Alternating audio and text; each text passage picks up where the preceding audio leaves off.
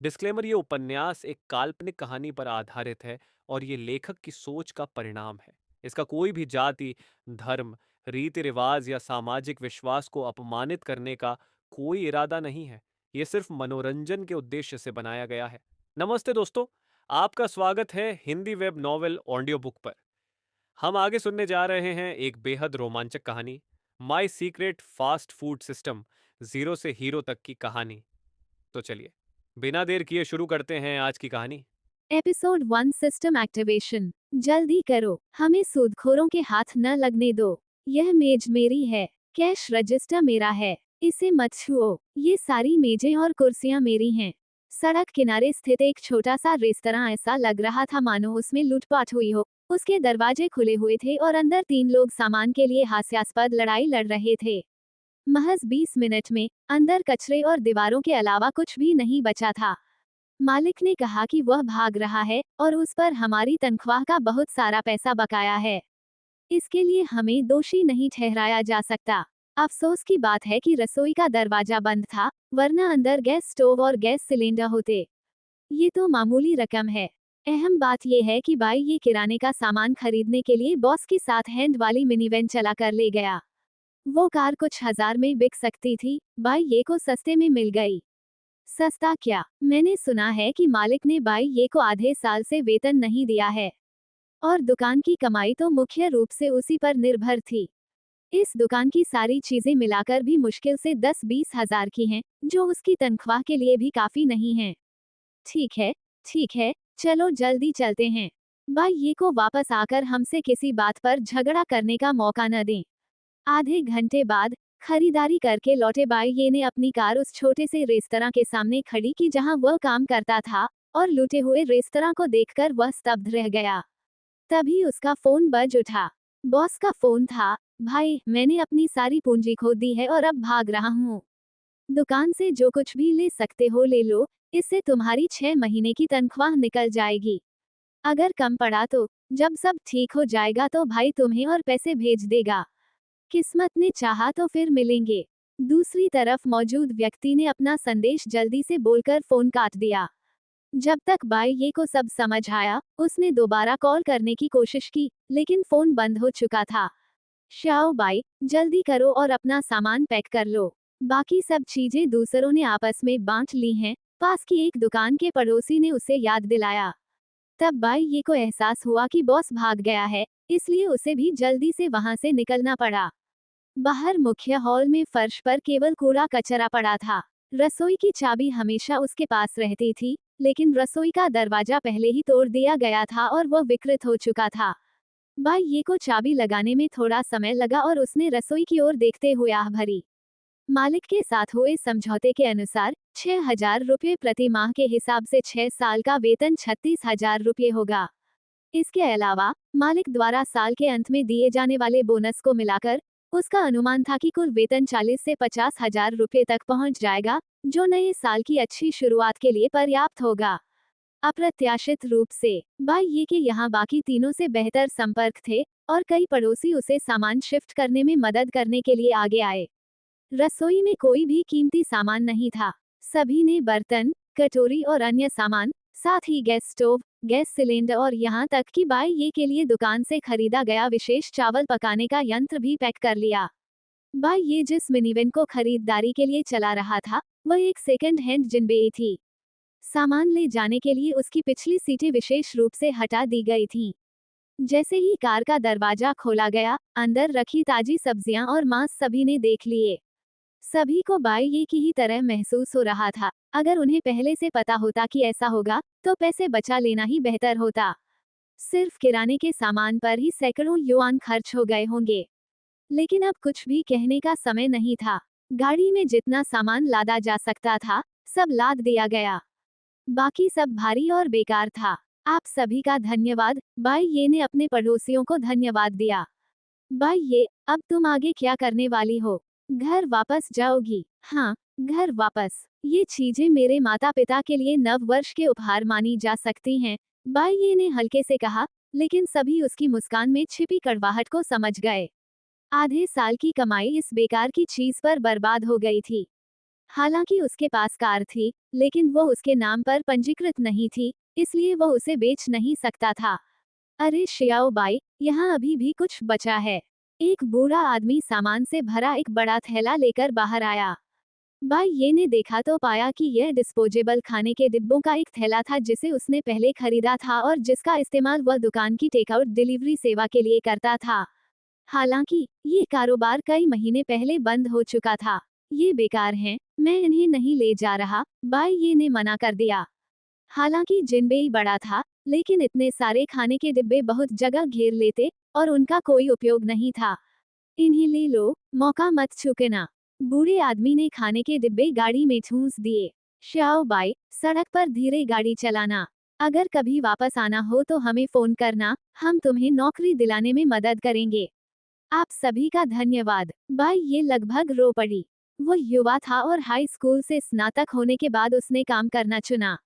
हालांकि छोटा मालिक भाग गया था, लेकिन वो उससे सचमुच नफरत नहीं करता था। वो यहाँ अकेला आया था और यह बड़े मालिक की वजह से ही संभव हुआ जिसने उसे अपने यहाँ पनाह दी, भोजन और रहने की व्यवस्था की और उसे खाना बनाना सिखाया। बात बस इतनी सी थी कि साल की शुरुआत में पुराने मालिक का देहांत हो गया था और नए मालिक को इधर उधर शरारत करने की आदत थी, जिसके चलते आखिरकार उन्होंने दुकान को अस्त व्यस्त कर दिया। बाई ये ने अपनी आंखों को जोर से पोंछा, अपने पड़ोसियों को अलविदा कहते हुए मुस्कुराया, फिर अपना सामान पैक करने के लिए अपने किराए के कमरे में लौट आया और अपने घर की यात्रा पर निकल पड़ा। बाई ये का गृहनगर ग्रामीण इलाके में था। यहाँ से वहां तक गाड़ी से जाने में लगभग एक दिन लग जाता, लेकिन वह एक ऐसा शॉर्टकट जानता था जिससे यात्रा का काफी समय बच सकता था। आगे गाड़ियों की लंबी कतार को देखकर बाई ये ने एक्सीलरेटर दबाया और एक छोटी सड़क पर मुड़ गया। कई अन्य लोगों ने भी उसके जैसा ही विकल्प चुना। अब सुबह हो चुकी थी, अगर वह तेज गाड़ी चलाता तो दोपहर तक घर पहुंच सकता था। कई दिनों से हो रही बर्फबारी आज आखिरकार रुक गई, लेकिन तापमान और भी ठंडा था। आगे चल रही कारों की गति धीरे धीरे कम होती गई और अंततः पूरी तरह से रुक गई। बाई ये हैरान था, उसने समय बचाने के लिए शॉर्टकट लिया था, तो वे क्यों रुके थे? उसने खिड़की नीचे करके बाहर झांका, लेकिन उसे कुछ भी दिखाई नहीं दिया। कुछ देर फंसे रहने के बाद कई लोग पूछताछ करने के लिए बाहर निकले और धीरे धीरे खबर मिली। पता चला कि आगे का रास्ता बर्फीला था और एक कार फिसल गई थी और सड़क को अवरुद्ध कर दिया था, जिससे यातायात पूरी तरह से रुक गया था। खबर फैलने के बाद कई कार मालिक बाहर निकले और बातचीत करते हुए अपने पैरों को जोर जोर से पटकने लगे। ये जाम कब तक चलेगा? सड़क बहुत फिसलन भरी है।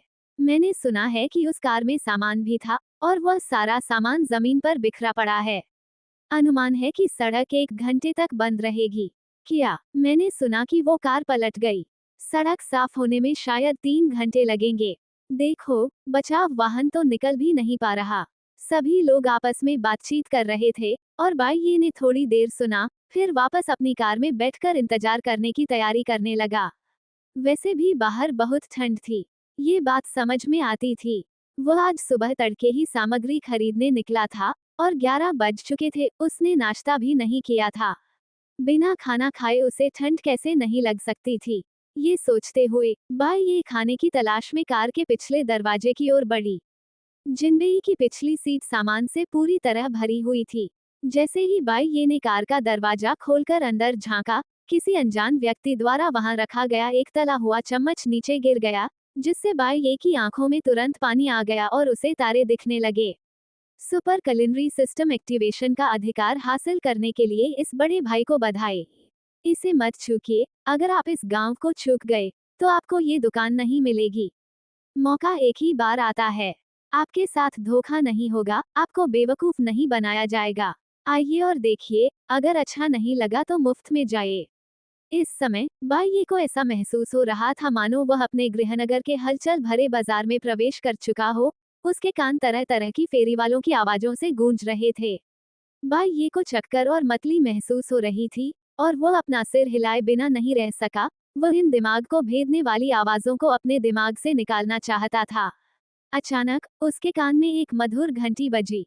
सुपर पाक प्रणाली को सफलतापूर्वक सक्रिय करने के लिए इस बड़े भाई को बधाई। बाई ये दंग रह गया, उसने इसे सक्रिय करने के लिए क्या किया। लेकिन गहन निरीक्षण करने पर बाई ये बेहद खुश हो गई। सामान्यतः उनका मनोरंजन मुफ्त ऑनलाइन उपन्यास पढ़ने में व्यतीत होता था, इसलिए वे गोल्डन फिंगर प्रणालियों के बारे में पहले से ही जानते थे और एक बार उन्होंने स्वयं ऐसी प्रणाली रखने की कल्पना भी की थी। और अब क्या उसकी किस्मत चमक गई थी। चूंकि इसे सुपर पाक प्रणाली कहा जाता था, इसलिए स्वाभाविक रूप से इसका संबंध खाना पकाने से था, और बाई ये को लगा कि यह काफी उपयुक्त है। खाना पकाने के अलावा वह और कुछ नहीं कर सकता था, और उसे खाना पकाना बहुत पसंद था। सिस्टम को कई मॉड्यूल में विभाजित किया गया था, लेकिन उनमें से अधिकांश धुंधले दिखाई दे रहे थे। सिस्टम को सफलतापूर्वक सक्रिय करने के बाद उसके सामने एक लॉटरी मोड प्रकट हुआ, जिससे उसे एक क्षेत्र को अनलॉक करने की अनुमति मिली।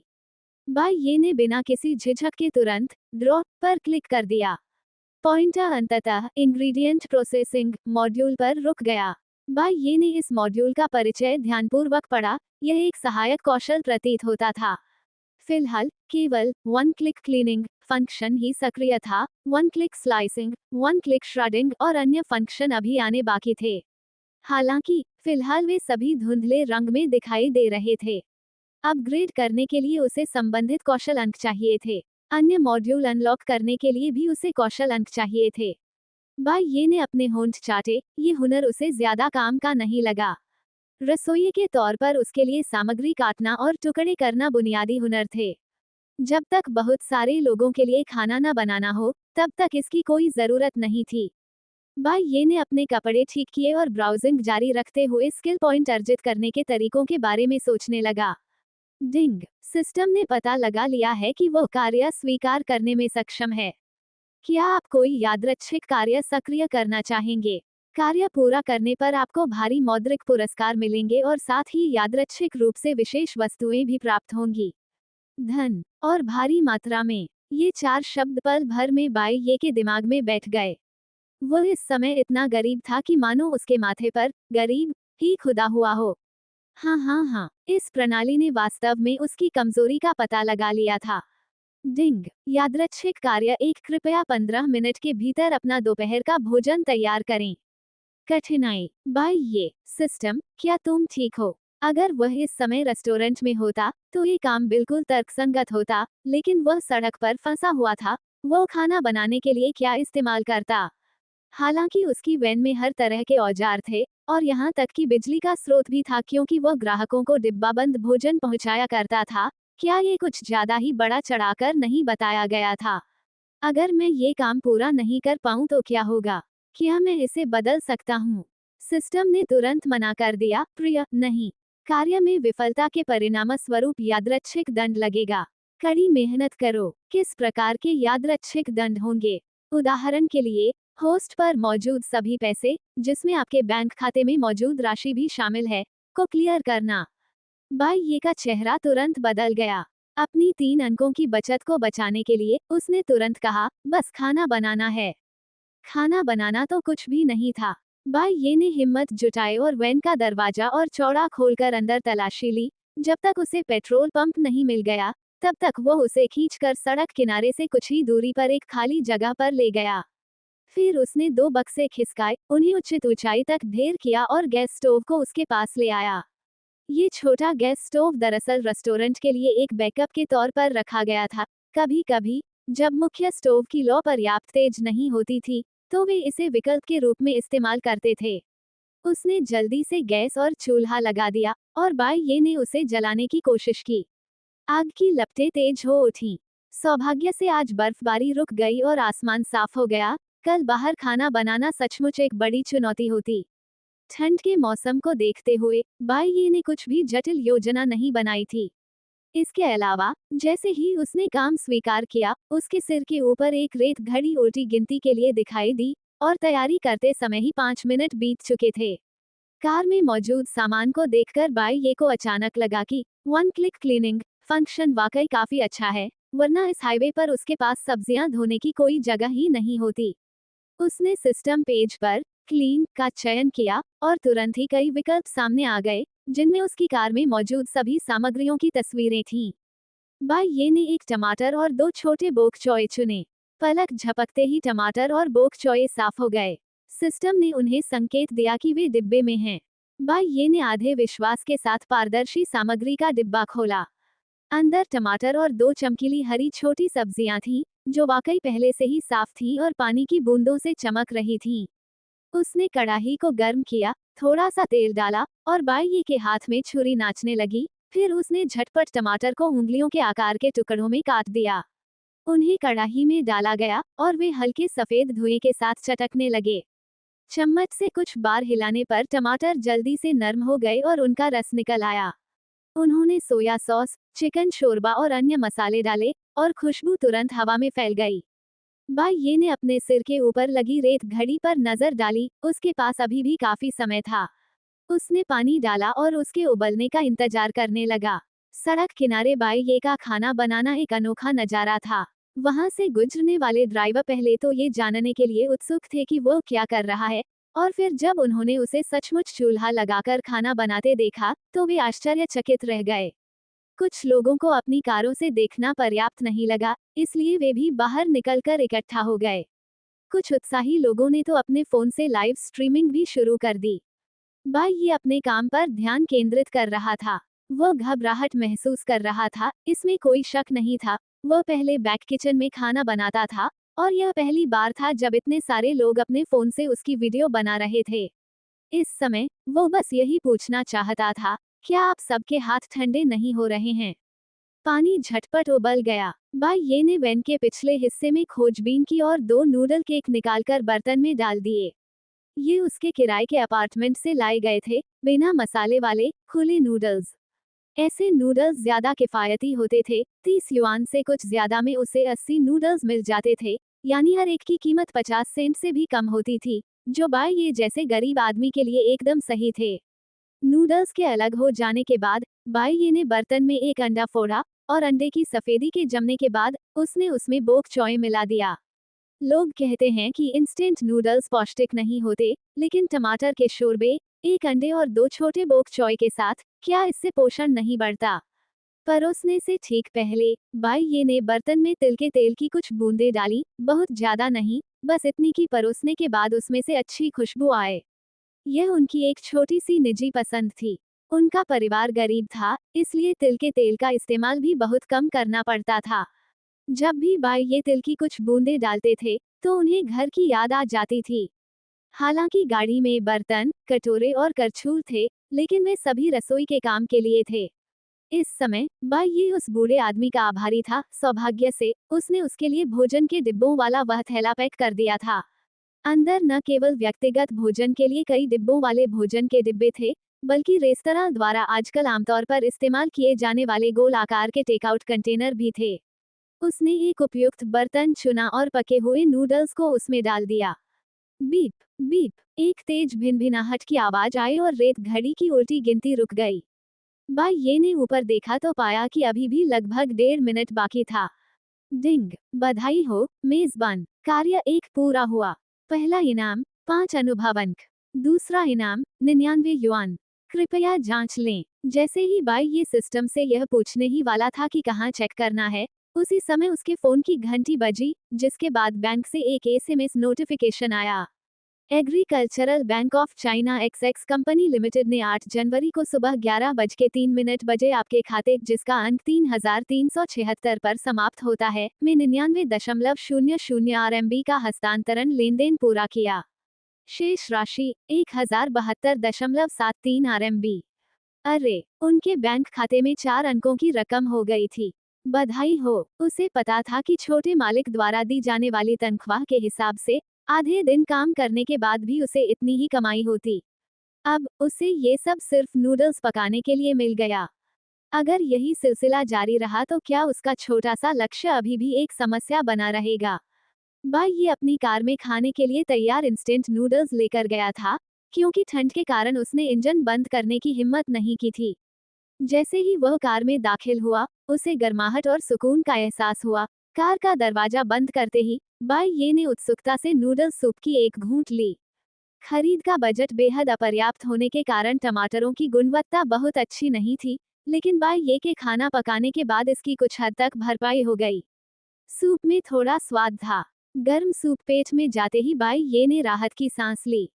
अगर वह इस समय घर पर अपने गर्म बिस्तर पर लेटा होता तो ये कितना अद्भुत होता। भाई ये ने घर के गर्म बिस्तर के बारे में सोचा, नूडल्स का एक निवाला पिया, फिर सूप का एक और घूंट लिया और बीच बीच में अंडे का एक टुकड़ा खाया।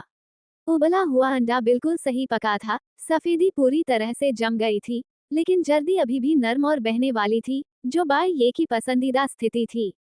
पूरी तरह से ठोस जर्दी हमेशा थोड़ी घुटन महसूस कराती थी। बाई ये को पहले से ही बहुत भूख लगी थी, आज का दिन व्यस्त रहा था, और बाहर की ठंड के कारण ऊर्जा की खपत और भी बढ़ गई थी। नूडल्स का स्वाद लेने का मन होने से पहले ही उसने आधे से ज्यादा कटोरा नूडल्स चट कर लिए। तभी अचानक किसी ने उसकी कार की खिड़की पर दस्तक दी। भाई ये ने एक हाथ में खाने का डिब्बा पकड़ा हुआ था और दूसरे हाथ से खिड़की नीचे करते हुए पूछा, क्या बात है छोटे भाई, मुझे लगता है तुमने अभी तक अपना सामान पैक नहीं किया है। बाहर खड़े व्यक्ति ने पैर पटकते हुए कहा, मैं खाना खत्म करने के बाद इसे पैक कर लूंगी। भाई ये ने झटपट कहा। बचपन से ही उसके पिता उसे हमेशा कहते थे, जब तुम अकेले बाहर हो तो कभी भी झगड़ा मत खड़ा करना, फालतू की बातों से बचना ही बेहतर है। नहीं नहीं नहीं छोटे भाई, तुमने गलत समझा। उस व्यक्ति ने तुरंत कहा, मैं पूछना चाहता था, अगर आपको कोई परेशानी ना हो तो क्या आप मुझे भी अभी खाए हुए नूडल्स का एक हिस्सा दे सकते हैं। मैं पैसे दे दूंगा। भाई ये शुरू में हिचकिचा रहा था, लेकिन दूसरे पक्ष के आखिरी 3 शब्दों ने तुरंत उसका मन बदल दिया। वो फिर पकड़ा गया। ठीक है, मेरे खाने के खत्म होने तक इंतजार करो, भाई ये ने कहा, लेकिन पहले कीमत तय कर लेते हैं। भाई ये को वास्तव में चीजों की कीमत तय करना नहीं आता था, वो केवल रसोई के काम के लिए जिम्मेदार था। हालांकि वो खरीदारी का काम भी संभालता था, इसलिए उसे लागतों की अच्छी जानकारी थी। नूडल केक की कीमत ज्यादा नहीं थी, 2 नूडल केक $1 से भी कम के थे। टमाटर, अंडे और बोक चॉय की कुछ लागत थी, लेकिन ज्यादा नहीं। अब सबसे ज्यादा कीमत उसकी मेहनत की थी। बाहर बहुत ठंड थी। 20 कैसा रहेगा? दूसरे व्यक्ति ने भी स्पष्टवादिता दिखाते हुए सीधे सीधे कीमत बता दी। बड़े भाई, कृपया अपनी कार में ही प्रतीक्षा करें, तैयार होते ही मैं इसे आपके पास ले आऊंगा। भाई ये ने तुरंत अपना रवैया बदल लिया।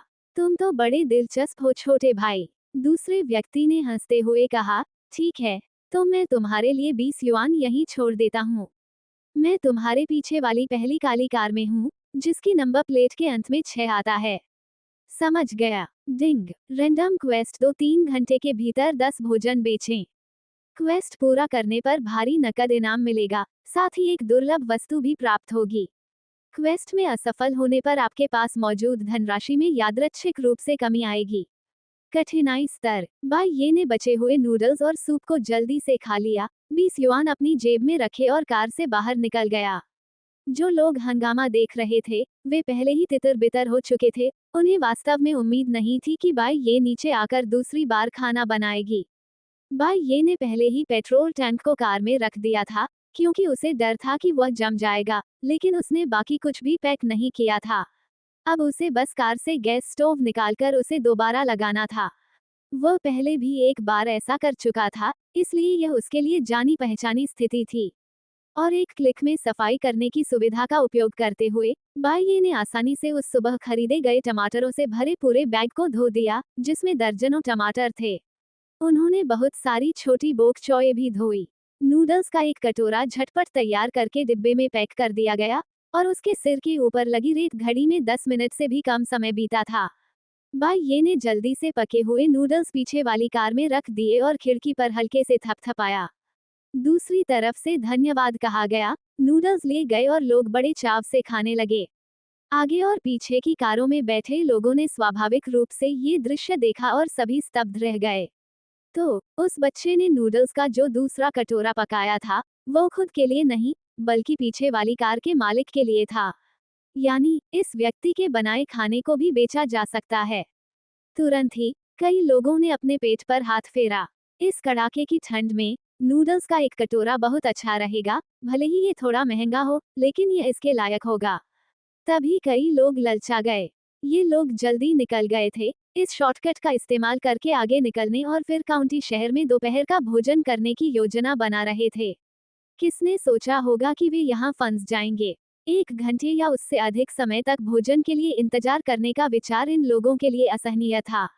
इस समय नूडल्स का पहला कटोरा खरीदने वाला व्यक्ति अपनी कार में बैठा हुआ बड़े चाव से नूडल्स खा रहा था। ये बिल्कुल वैसा ही था जैसा उसने सोचा था। ये नूडल्स खाने में बहुत अच्छे लगे। हालांकि कार में इंस्टेंट नूडल्स और साथ में लाया हुआ गर्म पानी था, फिर भी ताज़े पके हुए गर्मागर्म नूडल्स का ख्याल आते ही इंस्टेंट नूडल्स का मन बिल्कुल भी नहीं कर रहा था। 20 युआन में आमतौर पर मांस के टुकड़ों के साथ भी एक कटोरी रामेन मिल जाती थी, इसलिए ये सस्ता नहीं था। लेकिन जैसे ही उसने इसे चखा, उसे लगा कि यह कीमत वसूल हो गई। स्वाद बहुत ही बढ़िया था। जैसे जैसे वह आगे खाता गया, उसे अंडे भी मिले, 2 अंडे। उसने अंडे को काटा और उसका बीच का हिस्सा अभी भी बहने वाला था। वह व्यक्ति धीरे धीरे संतुष्ट होता जा रहा था। ये 20 युआन वाकई पैसे के हिसाब से बहुत बढ़िया थे। वह बड़े चाव से खाना खा रहा था, तभी किसी ने उसकी कार की खिड़की पर कई बार दस्तक दी। वह आदमी झिझका और उसके मन में एक मिलता जुलता दृश्य कौंध गया। क्या उसने उस युवक की खिड़की पर दस्तक नहीं दी थी और उसे उस समय परेशान नहीं किया था जब वह बड़े आनंद से भोजन कर रहा था? कर्म का फल जल्दी मिलता है। उसने अनिच्छा से कार की खिड़की नीचे की और पूछा, क्या बात है मेरे प्यारे दोस्त? बस पूछ रहा था, क्या तुमने अभी अभी दुकान से नूडल्स का एक कटोरा खरीदा है? हाँ, क्यों? मैं भी एक हिस्सा खरीदना चाहता हूँ और मैं कीमत के बारे में पूछना चाहता था। मुझे लगा कि यह कोई जरूरी चीज है। इस नूडल्स के कटोरे की कीमत 20 युआन है। उस आदमी ने बचे हुए आधे से भी कम नूडल्स के कटोरे की ओर इशारा करते हुए कहा। क्या नूडल्स के इस कटोरे के लिए 20 युआन? उस व्यक्ति ने तुरंत यह विचार छोड़ दिया। तो फिर मैं कस्बे तक इंतजार करके चावल का कटोरा ही खा लूं। हालांकि साल के अंत में घर जाने वाले लोगों के पास 20 युआन की कमी नहीं थी, लेकिन किसी सर्विस एरिया में इंस्टेंट नूडल्स का एक कटोरा भी केवल 10 युआन का था और आप वहां बैठकर इसे आराम से खा सकते थे। काउंटी कस्बे में लगभग 20 युआन में भोजन के कई विकल्प मौजूद थे। उसने अभी अभी उसे देखा था, वह सबसे सस्ते किस्म का नूडल केक था। छोटे भाई, 20 सुनकर इसे महंगा मत समझो। वो आदमी इस कड़ाके की ठंड में तुम्हारे लिए नूडल्स पका रहा है, क्या उसकी मेहनत की कोई कीमत नहीं है? और स्वाद की तो बात ही अलग है। लेकिन उस व्यक्ति की रुचि पहले ही समाप्त हो चुकी थी। उसने सिर हिलाया और जाने के लिए मुड़ गया। इसके बाद कई और लोग पूछताछ करने आए, लेकिन कीमत सुनकर उन सभी ने अपना इरादा छोड़ दिया। वह आदमी थोड़ा चिढ़ गया, इसलिए उसने अपनी कार में एक कागज का टुकड़ा ढूंढा। उस पर लिखा, नूडल्स 20 युआन प्रति कटोरी, केवल गंभीर पूछताछ करने वाले ही संपर्क करें, और उसे कार की खिड़की पर चिपका दिया। फिर वह खिड़की पर सिर रखकर झपकी लेने लगा और खिड़की खटखटाने की जहमत भी नहीं उठाई। भाई ये के नूडल्स का पहला कटोरा बिकने के बाद 2-3 और लोग उससे नूडल्स खरीदने आए। 20 युआन कोई सस्ती कीमत नहीं थी और बाई ये ने पूरी कोशिश की कि वह हर किसी के लिए 2 उबले अंडे जरूर रखे। 4 कटोरी नूडल्स बिकने के बाद कोई और नहीं आया। बाई ये ठंड से कांपते हुए अपने पैर पटक रहा था और ये देखकर कि कोई और नहीं आ रहा है, वह अपनी कार में वापस चला गया। कार का इंटीरियर गर्म था, लेकिन बाई ये को बेचैनी महसूस हो रही थी। उसने अभी अभी नूडल्स के 4 कटोरे बेचे थे, जिससे उसे 80 युआन मिले थे। लेकिन ये रैंडम क्वेस्ट अभी केवल 4/10वां हिस्सा ही पूरा हुआ था और 1 घंटा बीत चुका था। इस रफ्तार से चलते हुए उन्हें डर था कि उनका प्रयास विफल हो जाएगा। अपने छोटे से लक्ष्य के लिए जमा की गई 1072.73 की बचत के बारे में सोचकर वो पूरी तरह से निराश महसूस कर रहा था। कौन अपना पैसा बचाएगा? इसी क्षण उनके पीछे चल रही एक कार के ड्राइवर ने अपना सिर घुमाया, पीछे की सीट पर बैठे उस व्यक्ति को देखा जो गुस्से से भौहें चढ़ाए बैठा था और धीरे से उसे पुकारा। उस आदमी ने अपना सिर थोड़ा ऊपर उठाया। निर्देशक चेन, क्या आप ठीक हैं? मैं ठीक हूँ, यह एक पुरानी समस्या है। निर्देशक चेन की आवाज धीमी थी, लेकिन बहुत ही अधिकारपूर्ण थी। ड्राइवर ने एक पल सोचा। मुझे आगे कोई नूडल्स पकाते हुए दिख रहा है। क्या मैं आपके लिए एक कटोरी खरीद लाऊं? जब भी निर्देशक चेन समय पर खाना नहीं खाते थे, तो उनके पेट में तुरंत बेचैनी होने लगती थी। दुर्भाग्य से उन्होंने कल रात का एक दृश्य फिल्माया था और अब उन्हें अपने गृहनगर वापस जाना था। संयोगवश फिल्म और टेलीविजन सिटी से इस स्थान तक पूरे रास्ते में नाश्ता बेचने वाली एक भी दुकान नहीं थी। छोड़ो भी, क्या उन्होंने ये नहीं कहा था कि ये सिर्फ इंस्टेंट नूडल्स हैं? मुझे ये चीज पसंद नहीं है। निर्देशक चेन ने सफलता की राह में अनगिनत बार इंस्टेंट नूडल्स खाए थे और इसी वजह से उन्हें ये खाना बिल्कुल नापसंद था और अगर मुमकिन होता तो वो इसे कभी नहीं खाते। शायद उनके पास कुछ और हो। मैं जाकर पूछता हूँ। आपके लिए इतना असहज रहना ठीक नहीं है। ड्राइवर ने दरवाजा खोलते हुए और कार से बाहर निकलते हुए कहा। निर्देशक चेन ने उसे रोकने की कोशिश की, लेकिन ड्राइवर पहले ही जा चुका था। भाई ये अभी डिब्बे के अंदर ठीक से गर्म ही हो पा रही थी कि कार की खिड़की पर फिर से कुछ बार दस्तक हुई। भाई ये का मनोबल बढ़ा और उसने झटपट खिड़की नीचे कर दी। क्या आप नूडल्स खाने आए हैं? उस आदमी ने सिर हिलाया। क्या मैं ऊपर आकर आपसे बात कर सकता हूँ? भाई ये उस आदमी के इरादे को पूरी तरह से समझ नहीं पाया, लेकिन फिर भी उसने सिर हिलाकर सहमति दे दी। वो आदमी दूसरी तरफ गया, कार में बैठा, यात्री सीट पर आ गया और अपने हाथों पर एक गहरी सांस छोड़ी। बहुत ठंड है, भाई ये ने संक्षेप में जवाब दिया और आखिरकार वह आदमी मुख्य विषय पर आ गया। भाई, मैंने अभी अभी तुम्हें किसी के लिए नूडल्स बनाते देखा। अरे, वो, भाई ये ने मन ही मन सोचा, तुमने नूडल्स क्यों नहीं मंगवा लिए? मैं मंगवा सकता हूँ। कितने कटोरे चाहिए? नहीं, नहीं, आपने गलत समझा। मैं पूछना चाहता था कि नूडल्स के अलावा क्या आपके पास कोई और खाना है? सच कहूँ तो, मेरे बॉस को इंस्टेंट नूडल्स पसंद नहीं हैं। यह, आप क्या खाना चाहेंगे? क्या आप चावल और भुने हुए व्यंजन बना सकते हैं? भाई ये को एक कठिन परिस्थिति में डाल दिया गया था। हालांकि कार में पर्याप्त सामग्री मौजूद थी, चिकन, बत्तख, मछली, मांस और विभिन्न प्रकार की सब्जियां, लेकिन यहाँ पूरा भोजन पकाना काफी चुनौतीपूर्ण होगा। खासकर चावल। उसके पास पीछे एक राइस कुकर था। इसके अलावा, डिलीवरी के खाने को गर्म रखने के लिए कार में पहले से ही एक अतिरिक्त बैटरी विशेष रूप से लगाई गई थी। लेकिन इसमें काफी समय लग सकता है। काफी सोच विचार करने के बाद बाई ये ने एक समाधान निकाला। साधारण राइस कुकर काम नहीं करेगा, लेकिन प्रेशर कुकर काम आ सकता है। प्रेशर कुकर गैस से चलता है, इसलिए खाना जल्दी पक जाएगा। चावल पकते समय वो बाकी व्यंजन भून सकता है।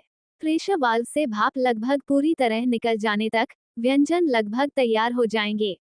ठीक है, लेकिन आपको कितने हिस्से चाहिए? अगर कम पड़े तो? भाई ये ने पूछा। अगर उस व्यक्ति को सिर्फ एक ही हिस्सा चाहिए होता और इस बीच दूसरे लोग नूडल्स खरीदने आ जाते, तो हो सकता है कि वह अपना काम पूरा न कर पाता। आप कितने हिस्से बेचने को तैयार हैं? भाई ये ने झट से कहा, 6 भाग। 6 और हिस्से मिलने पर उसका काम पूरा हो जाएगा और उसका पैसा सुरक्षित हो जाएगा। 6 भाग। उस आदमी ने सिर हिलाया। एक भाग की कीमत कितनी है? आपको कौन से व्यंजन चाहिए?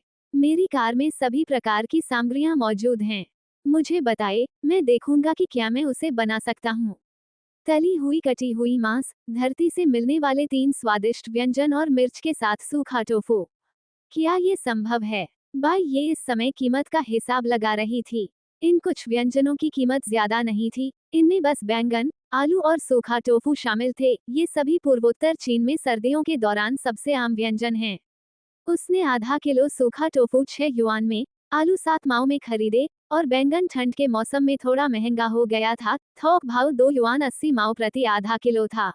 लेकिन इन सभी खर्चों को मिलाकर देखे तो कीमतें बहुत ज्यादा नहीं थी, बस मांस थोड़ा महंगा था। पहले उनकी दुकान पर मिलने वाले लंच बॉक्स की कीमत के हिसाब से एक हिस्से की कीमत सिर्फ 6 या 7 युआन ही होती।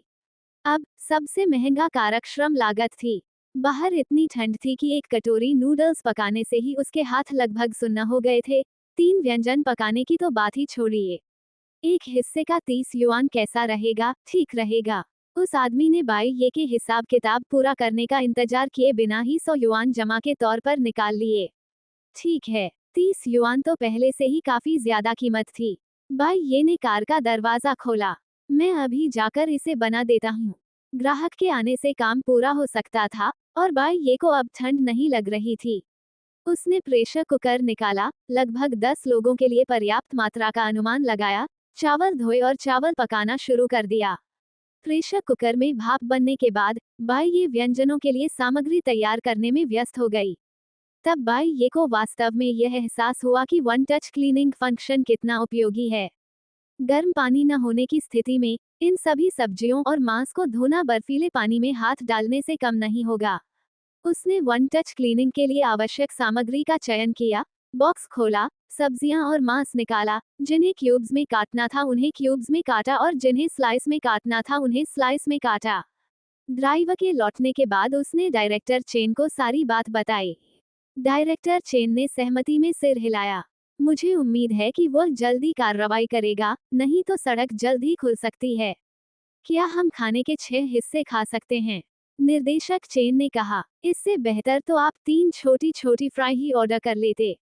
मुझे डर था कि वो बहुत ज्यादा कीमत मांगेगा।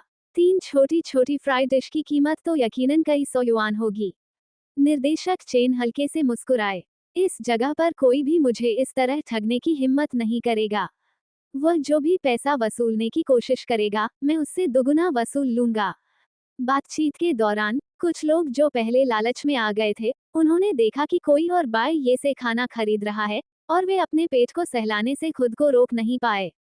पहले उन्हें 20 युआन वाले नूडल्स बहुत महंगे लगते थे, लेकिन अब उन्होंने सोचा कि ये तो कड़ाके की ठंड में सड़क किनारे खाना पकाने जैसा है। अगर उनकी जगह होते तो 20 युआन भी शायद कम लगते। ये सोचकर उन्हें और भी भूख लगने लगी, इसलिए उन्होंने अपनी कार के दरवाजे खोल दिए, बाहर निकले और पूछताछ करने के लिए बाई ये के पास गए। बाई ये सभी के साथ एक जैसा व्यवहार करता था। मिर्च के साथ सूखा टोफू, धरती के 3 स्वादिष्ट व्यंजन और भुना हुआ मांस। 30 युआन प्रति भाग। दरअसल उसे 30 युआन सस्ता नहीं लग रहा था, लेकिन चूंकि पहले ग्राहक ने वो कीमत तय की थी, इसलिए अगर वह बाद के ऑर्डरों के लिए कीमत कम करता तो ये पहले ग्राहक के साथ अन्याय होता। ठीक है, मैं भी एक हिस्सा ले लूंगा। क्या मुझे पहले भुगतान करना चाहिए? उस व्यक्ति ने सिर हिलाकर तुरंत सहमति दे दी। मुख्य रूप से उन्हें लगा कि चावल और भुने हुए पकवान के लिए 30 युआन, इंस्टेंट नूडल्स के लिए 20 युआन से बेहतर मूल्य है। कोई जरूरत नहीं। खाना तैयार होने पर वापस आ जाना। प्रेशर कुकर काफी बड़ा था, जिसमें एक बार में 10 लोगों के लिए चावल आसानी से पक जाते थे। 20 मिनट बाद बाई ये ने प्रेशर कुकर को आंच से उतार लिया। अब उसके हुनर को दिखाने का समय था। ग्राहकों द्वारा मंगाई गई सभी व्यंजन, मिर्च के साथ सूखा टोफू, धरती से मिलने वाले 3 खास व्यंजन और तले हुए मांस के टुकड़े स्थानीय व्यंजन थे। बाई ये ने इन्हें पहले भी अनगिनत बार बनाया था और वो इन्हें आंखें बंद करके भी बखूबी पका सकता था। उसने पास के फोम बॉक्स से पहले से तैयार सामग्री निकाली और प्रारंभिक तेल उपचार शुरू किया। तले हुए मांस के टुकड़ों को आकार देने के लिए तलने के अलावा आलू और बैंगन को भी थोड़ी देर के लिए तलने की आवश्यकता थी। इन्हें थोड़ी देर के लिए तलने से न केवल सामग्री का स्वाद बढ़ता है, बल्कि इनके पकने की प्रक्रिया भी तेज हो जाती है। मांस के टुकड़े पहले से ही मैरिनेट किए हुए थे। उन्हें तैयार स्टार्च के घोल में लपेटकर तेल में डालने के बाद वे कुछ ही क्षणों में वापस ऊपर तैरने लगे। 30 युआन लंच बॉक्स के लिए कम कीमत नहीं थी, इसलिए बाई का इरादा लागत कम करने का नहीं था और उसने पूरी ईमानदारी से अच्छी मात्रा में मांस तैयार किया। मांस के टुकड़ों से भरे पूरे बर्तन को तलने के बाद उसने तेल का तापमान बढ़ाया और उन्हें दोबारा तला। मांस से भरा बड़ा बर्तन सुनहरे पीले रंग का और एक समान आकार का था, जो देखने में बेहद स्वादिष्ट लग रहा था। बैंगन और आलू को भी थोड़ी देर के लिए तला गया, बस तब तक जब तक उनकी सतह पर तलने के हल्के निशान दिखाई न दें। उन्हें बहुत नरम होने तक पकाना उचित नहीं था। दोपहर हो चुकी थी। दोपहर का सूरज तेज चमक रहा था, जो बाई ये पर गर्माहट भरी रोशनी डाल रहा था और ठंड को कुछ हद तक दूर कर रहा था। हालांकि तले हुए मांस के टुकड़ों से भरे उस बर्तन पर सूरज की रोशनी पड़ते देख आसपास के कार मालिकों को झटका लगा। जिन कार मालिकों की निगाहें बाई ये पर टिकी हुई थी, उन सभी ने एक साथ अपनी लार निगल ली। पूर्वोत्तर के लोग सीधे सादे होते हैं। जब वे सब भूख से मर रहे थे, तो दिखावा करने की क्या जरूरत थी। इसलिए कई कार मालिकों ने सहज रूप से अपनी कारों के दरवाजे खोले और सड़क के किनारे स्थित खाली कच्ची ढलान की ओर चल पड़े। इस समय बाई का पहला व्यंजन, हरी मिर्च के साथ भुना हुआ टोफू, पहले ही बर्तन से बाहर निकल चुका था और वह दूसरा व्यंजन, धरती से मिलने वाले 3 स्वादिष्ट व्यंजन बना रहा था। जहां तक मांस के व्यंजनों की बात है, बाई ने उन्हें धीरे धीरे परोसने की योजना बनाई, क्योंकि मांस के व्यंजन गर्मागर्म ही सबसे अच्छे लगते हैं। छोटे भाई, क्या तुम्हारे पास कुछ अतिरिक्त बर्तन हैं? ये कितने का है? मुझे भी थोड़ा चाहिए, कुछ एक्स्ट्रा हैं। अभी अभी 3 पोर्शन ऑर्डर किए गए थे और अभी भी कुछ बचे हैं, बाई ये ने खाना पकाते हुए कहा। तो मैं भी एक लूंगा। मुझे 2 हिस्से चाहिए। हमारी कार में हम 2 लोग हैं। अरे, क्या और भी हैं? मुझे भी एक हिस्सा चाहिए। 4 हिस्से तुरंत बिक गए, साथ ही पहले से ऑर्डर किए गए हिस्से भी बिक गए, जिससे कुल मिलाकर 7 हिस्से हो गए। इसी समय डायरेक्टर चेन का ड्राइवर और खाना ऑर्डर करने वाला बड़ा भाई भी वहां आ गया। उन्होंने कई लोगों को आते देखा और समझ गए कि खाना लगभग तैयार है। ठीक उसी समय बाई का दूसरा व्यंजन, धरती से प्राप्त 3 स्वादिष्ट व्यंजन, भी बर्तन से बाहर आ गया। ये व्यंजन डीप फ्राई किया गया था, लेकिन बाई ने तेल को बहुत सफाई से निकाल दिया, इसलिए यह अभी भी देखने में अच्छा लग रहा था। आलू सुनहरे रंग के थे, हरी मिर्च चटक हरे रंग की थी, और बैंगन के बैंगनी रंग के हल्के से स्पर्श से रंग बहुत ही खूबसूरत लग रहे थे। घेरे में इकट्ठा हुए लोगों ने मन ही मन सहमति में सिर हिलाया, लेकिन स्वाद जानने के लिए उन्हें अभी भी इसे चखना बाकी था। अंत में केवल मांस का व्यंजन ही बचा था। तले हुए मांस के टुकड़े पहले ही तले जा चुके थे, इसलिए केवल अंतिम चरण ही शेष थे। कढ़ाई को साफ किया गया, उसमें थोड़ा सा तेल डाला गया, फिर हरी प्याज, अदरक और लहसुन को भूनकर उसमें कटी हुई हरी मिर्च और गाजर डाली गई। जब साइड डिश अभी भी कुरकुरी थी, तब बाई ने कुशलतापूर्वक सोया सॉस, ऑयस्टर सॉस, चावल का सिरका, कुकिंग वाइन और अन्य मसालों को मिलाया, फिर उसमें कॉर्नस्टार्च डालकर सॉस तैयार किया। तले हुए मांस के टुकड़ों को डालकर कुछ देर तक भूनने के बाद तैयार सॉस डाला गया। कढ़ाई को कुछ बार उछाला गया ताकि सभी सामग्री सॉस से अच्छी तरह से लिपट जाएं, और फिर यह परोसने के लिए तैयार था। इस समय तले हुए मांस के टुकड़ों पर लगी सॉस की परत बिल्कुल सही थी, न तो इससे मांस के टुकड़े दिखाई नहीं दे रहे थे और न ही इसका स्वाद कम हो रहा था। जब इसे पास के ही इंसुलेटेड बेसिन में डाला गया, तो बर्तन में आश्चर्यजनक रूप से बहुत कम सॉस बची थी। कढ़ाई को फिलहाल नजरअंदाज करते हुए बाई ये बेसिन लेकर अपनी कार की ओर दौड़ा। बाहर बहुत ठंड थी, अगर बर्तनों को ज्यादा देर तक बाहर रखा जाता तो वे जल्दी ही ठंडे हो जाते। पहले 2 बर्तन तो पहले ही कार में रख दिए गए थे। इस समय तक प्रेशर कुकर खोला जा सकता था। बाई ने लकड़ी का चम्मच उठाया और चावल को हल्का हल्का चलाया, जिससे उसका स्वाद बेहतर हो गया।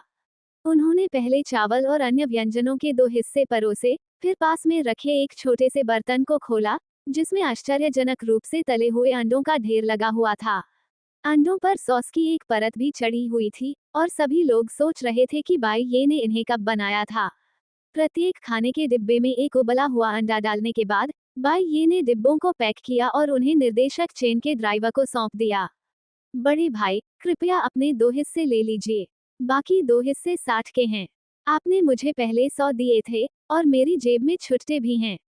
कृपया आप ही ले लीजिए, मैं अपने हाथ गंदे नहीं करना चाहती। हम उसे अपना पैसा दे सकते हैं, और बाकी पैसा आप रख सकते हैं, क्या ये ठीक नहीं रहेगा? पास में मौजूद किसी व्यक्ति ने कहा। ये भी ठीक है। बाई मुस्कुराए और सिर हिलाया। भाई, तुम तो, ड्राइवर ने स्तब्ध होकर कहा। अरे, 30 युआन तो सस्ते नहीं हैं, इसलिए मैंने एक और व्यंजन जोड़ दिया, बाई ने कहा, फिर रुककर पूछा, आप अंडे नहीं खाते, है ना? मैं इन्हें खाऊंगा, मैं इन्हें खाऊंगा।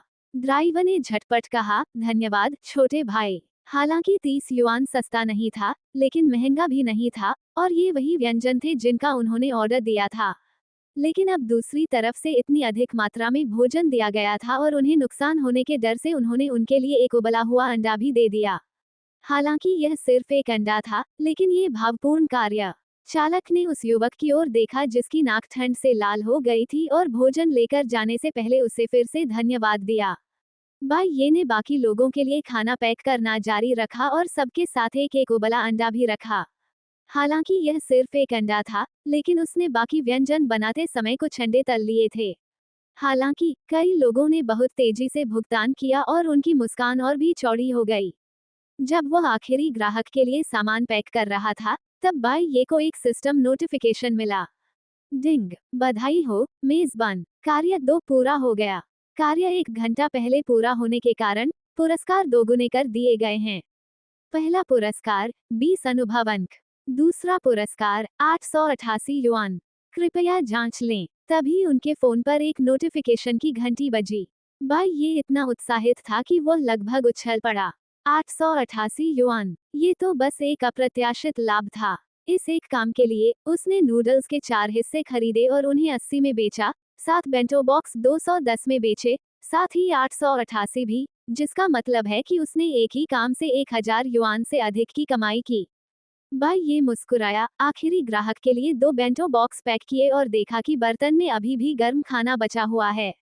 उसने पहले तो इसे खुद के लिए रखने का सोचा था, लेकिन सोचने के बाद उसने एक और बॉक्स पैक किया और अपने पीछे खड़ी काली कार की ओर चल पड़ा। काली कार का मालिक एक लंबा आदमी था। जब उसने बाई ये को खिड़की पर दस्तक देते देखा, तो उसने हैरानी भरे भाव से खिड़की नीचे कर दी। बड़े भाई, ये हिस्सा आपके लिए है। मेरा बनाया खाना चखिए। बाई ये ने उत्साह से बेंटो बॉक्स उन्हें सौंप दिया। अगर आज तुमने नूडल्स नहीं खरीदे होते, तो मैं कुछ 100 युआन नहीं कमा पाता। बाई ये वास्तव में उनके प्रति कृतज्ञ थी। अगर उसने पहल न की होती, तो उसे यह बेतरतीब काम कहाँ से मिलता। 1000 युआन से अधिक कमाना तो दूर की बात है। उसका अनुमान था कि उसके बैंक में जमा सारा पैसा खत्म हो गया होता। दूसरी ओर, निर्देशक चेन के ड्राइवर ने 2 बेंटो बॉक्स लिए, दौड़कर कार की ओर वापस गया और उनमें से एक को पीछे वाले व्यक्ति को सौंप दिया। निर्देशक चेन ने लंच बॉक्स खोला और उसकी खुशबू सूंघी, फिर खाने की आश्चर्यजनक मात्रा देखी। उन्होंने अनायास ही उससे पूछा, क्या सच में इतना बड़ा हिस्सा है? ड्राइवर ने मुस्कुराते हुए बाई ये की बात दोहराई और कहा, निर्देशक चेन, मुझे लगता है कि यह छोटा भाई काफी ईमानदार और अच्छा इंसान है। ज्यादातर लोग इस मौके का फायदा उठाकर ऊंची कीमत मांगते, लेकिन मैंने उसे 30 रुपये दिए और उसे इस बात का अफसोस भी हुआ। निर्देशक चेन ने कोई स्पष्ट जवाब नहीं दिया, बल्कि टालमटोल वाला रुख अपनाया। ऐसा नहीं था कि वह बाई ये के कार्यों के प्रति उदासीन था, बल्कि वह उसके हाथ में मौजूद बेंटो बॉक्स के रंग, सुगंध और स्वाद से पूरी तरह मोहित हो गया था। सूखा टोफू नरम होते हुए भी थोड़ा सख्त था, क्योंकि इसे पहले से उबाल लिया गया था, इसलिए इसमें सेम की कोई गंध नहीं थी। साथ में परोसी गई हरी मिर्च में हल्का तीखापन था जो सूखे टोफू में पूरी तरह समा गया था, जिससे हर निवाला बेहद स्वादिष्ट लग रहा था। हरी मिर्च के साथ भुना हुआ टोफू पूर्वोत्तर के लोगों के दिलों में एक अभिन्न घरेलू व्यंजन है। इसे बनाने की विधि हर घर में थोड़ी भिन्न हो सकती है, लेकिन स्वाद में सूक्ष्म अंतर होता है। बाई ये के तरीके को देखकर निर्देशक चेन ने सहमति में सिर हिलाया। उन्हें ये स्वाद पसंद आया। इसके बाद उन्होंने धरती से मिलने वाले 3 स्वादिष्ट व्यंजनों पर नजर डाली, जो पूर्वोत्तर के व्यंजनों की एक और उत्कृष्ट परंपरा है। उसने आलू का एक टुकड़ा खाया, वह सुनहरा, मुलायम और बहुत सुगंधित था। फिर उसने बैंगन का एक टुकड़ा खाया। हालांकि यह तला हुआ था, फिर भी आश्चर्यजनक रूप से यह उतना नरम नहीं था जितना उसने पहले खाया था, और निश्चित रूप से कच्चा भी नहीं था, बल्कि एकदम सही नाजुक अवस्था में था। अगर वो किसी अच्छे रेस्टोरेंट में स्टिर फ्राई ऑर्डर करता, तो ये बिल्कुल सामान्य बात होती। लेकिन अगर उसे यह बेंटो बॉक्स की कीमत पर मिल रहा था, तो यह व्यंजन वास्तव में उच्च स्तर का था। निर्देशक चेन ने एक चम्मच चावल उठाया और आखिरी व्यंजन की ओर देखा। तले हुए मांस के टुकड़े। इसे आखिर में परोसने का कारण यह नहीं था कि वह इसे नापसंद करता था, बल्कि इसलिए कि तले हुए मांस के टुकड़ों को लेकर उसके मानदंड बहुत ऊंचे थे। चमकदार, गाढ़ी चटनी से सजे मांस के टुकड़ों को देखकर निर्देशक चेन ने अपनी चॉपस्टिक आगे बढ़ाई। ये स्टिर फ्राइड स्लाइस्ड मीट की सर्विंग काफी उदार थी, और इसे देखकर लग रहा था कि इसमें ज्यादातर मांस ही था, जिसमें मांस के बीच बीच में हरी मिर्च और गाजर के कुछ टुकड़े बिखरे हुए थे। अन्य डिब्बाबंद भोजन के विपरीत जहां आपको साइड डिश में मांस ढूंढना पड़ता है। निर्देशक चेन ने अपनी चॉपस्टिक से तले हुए मांस का एक टुकड़ा उठाया। मांस का आकार बिल्कुल सही था, न ज्यादा बड़ा, न ज्यादा छोटा। एक ही निवाले में कोटिंग लाजवाब थी, स्टार्च की परत कुरकुरी होने के साथ साथ नरम भी थी, और इसकी मोटाई भी बिल्कुल सही थी जिससे कुरकुरापन बना रहे और सॉस अच्छे से चिपकी रहे। निर्देशक चेन ने भौहें चढ़ाईं। मांस एकदम सही तरीके से तला हुआ था, और मसाला भी अच्छा था, जो एक छोटे से भोजनालय के हिसाब से औसत से बेहतर था। कुछ और निवाले खाने के बाद निर्देशक चेन ने चावल का एक बड़ा निवाला लिया और राहत की सांस ली। ड्राइवर अपना आधा खाना खा चुका था और हलचल सुनकर उसने अपने बॉस की ओर मुड़कर देखा। डायरेक्टर चेन, आपका क्या विचार है? बुरा नहीं है। इस युवा शेफ की उम्र कितनी है? लगभग 20 साल का। निश्चित रूप से मुझसे बहुत छोटा है। वह बहुत जवान दिखता है। उनकी कुशलता किसी पाक कला अकादमी से सीखी हुई नहीं लगती, बल्कि किसी पारिवारिक विरासत जैसी लगती है। खाना खाने के बाद उन्हें अपना बिजनेस कार्ड जरूर दें। बूढ़े मालिक, क्या आप? ड्राइवर थोड़ा हैरान था। एक पैक्ड मील के तौर पर ये निश्चित रूप से उच्च स्तर का था, लेकिन इतना स्वादिष्ट तो नहीं था कि उसका पुराना बॉस उसे अपना बिजनेस कार्ड दे दे, था ना? निर्देशक चेन ने उदासीनता से कहा, ये बच्चा बहुत गंभीर है और मुझे उसका यह अंदाज पसंद है। ठीक है, मैं खाना खत्म करने के बाद तुरंत चला जाऊंगा। ड्राइवर ने जल्दी जल्दी खाना शुरू किया और खाना खत्म करने के बाद उसने दरवाजा खोला और बाई ये को ढूंढने चला गया। पिछली सीट पर बैठे निर्देशक चेन ने आराम से पूरा डिब्बाबंद भोजन खा लिया। जब ड्राइवर खाने का डिब्बा लेने वापस लौटा तो वह दंग रह गया। उसने सोचा कि उसका बूढ़ा बॉस सचमुच भूखा होगा। उसने उसे पहले कभी इतने स्वादिष्ट व्यंजन भी इतनी अधिक मात्रा में खाते हुए नहीं देखा था। उन्हें जरा भी अंदाजा नहीं था कि निर्देशक चेन को बाई ये के खाने में अपनी यादों का स्वाद मिल चुका था। ये सभी व्यंजन पूर्वोत्तर के आम व्यंजन थे, लेकिन प्रत्येक परिवार की तैयारी में कुछ सूक्ष्म अंतर थे। व्यंजन का स्वाद अच्छा था या नहीं, ये रेस्तरां के आकार पर निर्भर नहीं करता था, बल्कि इस बात पर निर्भर करता था कि आपको कौन सा व्यंजन पसंद है। निर्देशक चेन के दिल में सबसे पसंदीदा स्वाद उनकी मां के हाथ का बना खाना था।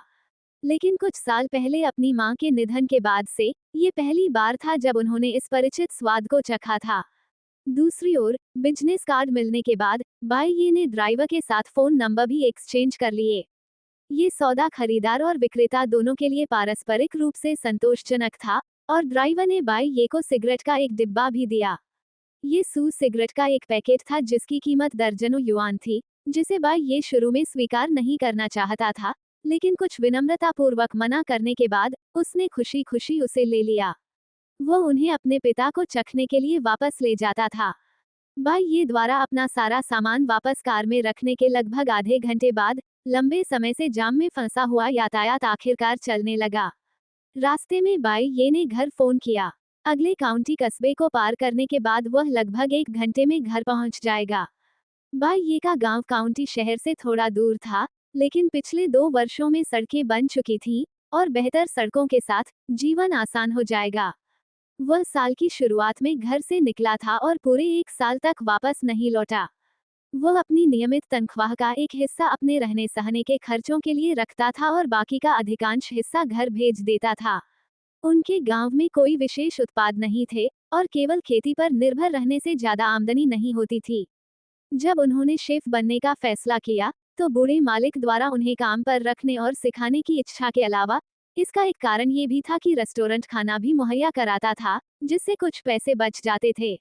हालांकि पिछले 2 वर्षों से वह रेस्तरां में प्रशिक्षु के रूप में काम कर रहा था। ओल्ड बॉस मुख्य रूप से हेड शेफ था, और वह उसकी सहायता करने और उसके कौशल का अभ्यास कराने के लिए जिम्मेदार था। पुराने बॉस के निधन के बाद उन्होंने हेड शेफ का पदभार संभाला और उनका वेतन बढ़ाकर 6,000 कर दिया गया, लेकिन दुर्भाग्य से उन्हें एक पैसा भी नहीं मिला। जैसे जैसे वह घर के करीब पहुंचता गया, बाई ये का डर बढ़ता गया। शायद घर के पास पहुंचते ही उसे घबराहट होने लगी थी, लेकिन अपने माता पिता और बहन के इंतजार करने की सोचकर उसने एक्सीलरेटर दबाया और गाड़ी की रफ्तार बढ़ा दी। दिन के समय लगे ट्रैफिक जाम के कारण उसे देर हो गई थी और अब अंधेरा होने लगा था। जब कार उसके घर के सामने रुकी, तो बाई ये ने 2 बार हॉर्न बजाया। उनका पुराना पारिवारिक घर शायद शहर के घरों जितना अच्छा नहीं था, लेकिन वास्तव में बहुत बड़ा था। घर के अंदर बाई ये की बहन बाई आनान अपनी माँ के साथ पकौड़ी बना रही थी। तभी अचानक उसके कान खड़े हो गए। माता पिता, ऐसा लग रहा है जैसे गेट पर कोई कार हॉर्न बजा रही है। छोटी बच्ची, तुमने शायद गलत सुना होगा। ये पड़ोसी ही होंगे। हमारे घर पर गाड़ी क्यों आएगी? बूढ़े बाई ने सिर झुकाकर आटा गूंथते हुए कहा। क्यों नहीं? क्या मेरे बड़े भाई की चाची के पास कार नहीं है? बाई आनान ने कहा। अनान, बाई भाई बहनों की माँ जियांगलैन ने अपनी बेटी को एक नज़र से देखा। अनान ये भी जानती थी कि उसकी चाची का परिवार हमेशा उनके परिवार को नीचा समझता था और निश्चित रूप से देर रात अचानक नहीं आएगा। उसने यह बात बस यूं ही कह दी थी। अपनी माँ की निगाहें देखकर बाई आनान की आंखें इधर उधर घूमने लगीं। मेरा बड़ा भाई शायद गांव के प्रवेश द्वार पर ही होगा, मैं उससे मिलने जाती हूँ। बाई हनान घर से बाहर निकली और उसने गेट पर फिर से हॉर्न बजने की आवाज सुनी। वह तेजी से भागी, मुख्य द्वार का छोटा दरवाजा खोला और बाहर झांका। बाई ये ने अपनी बहन को एक नजर में देखा। अनान, जल्दी से अपने बड़े भाई के लिए दरवाजा खोलो। भाई, बाई अनान ने हैरानी से चिल्लाते हुए बाई ये की बातों को पूरी तरह अनसुना करते हुए दौड़कर कहा। भाई, आप इतनी देर से घर क्यों आए? ये गाड़ी कहाँ से आई? पहले जाओ, गेट खोलो, फिर ऊपर आओ। ठीक है, छोटी लड़की ने चुस्त स्वर में जवाब दिया, मुड़ी, घर के अंदर भागी और मुख्य द्वार खोल दिया। बड़ा द्वार दाएं और बाएं खुलता था, जिससे चरमराहट की आवाज आती थी। गेट खोलने के बाद बाई अनान कार की ओर दौड़ी और यात्री सीट पर बैठ गई। वाह, ये कार कितनी आरामदायक है और अंदर से कितनी गर्म है। बाई हनान ने उत्साह से बड़बड़ाते हुए कहा। वह बहुत रोमांचित लग रही थी। ये बिल्कुल भी आरामदायक नहीं है।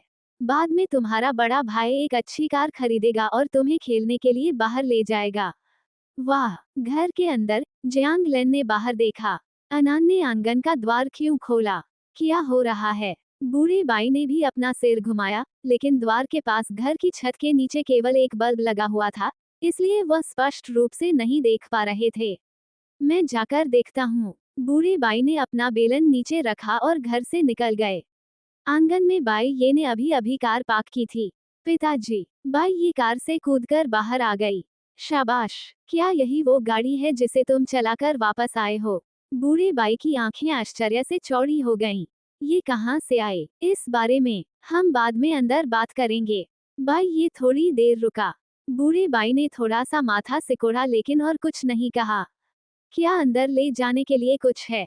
हाँ, बाई ये ने कार का पिछला दरवाजा खोला और पिता और दोनों बच्चों ने कार का सारा सामान अंदर रख दिया। फिर उन्होंने ट्रैक्टर को ढकने के लिए इस्तेमाल होने वाली एक पुरानी, फटी हुई रजाई ली और उससे कार को ढक दिया। इस समय तक जियांग लैंग को भी पता चल चुका था कि उसका बेटा लौट आया है, और उसके चेहरे पर मुस्कान लगातार बनी हुई थी। उसने वॉश बेसिन में गर्म पानी डाला। बेटा, जल्दी से अपना चेहरा धो लो। ठीक है, माँ। बाई ये ने अपने हाथ और चेहरा धो लिया।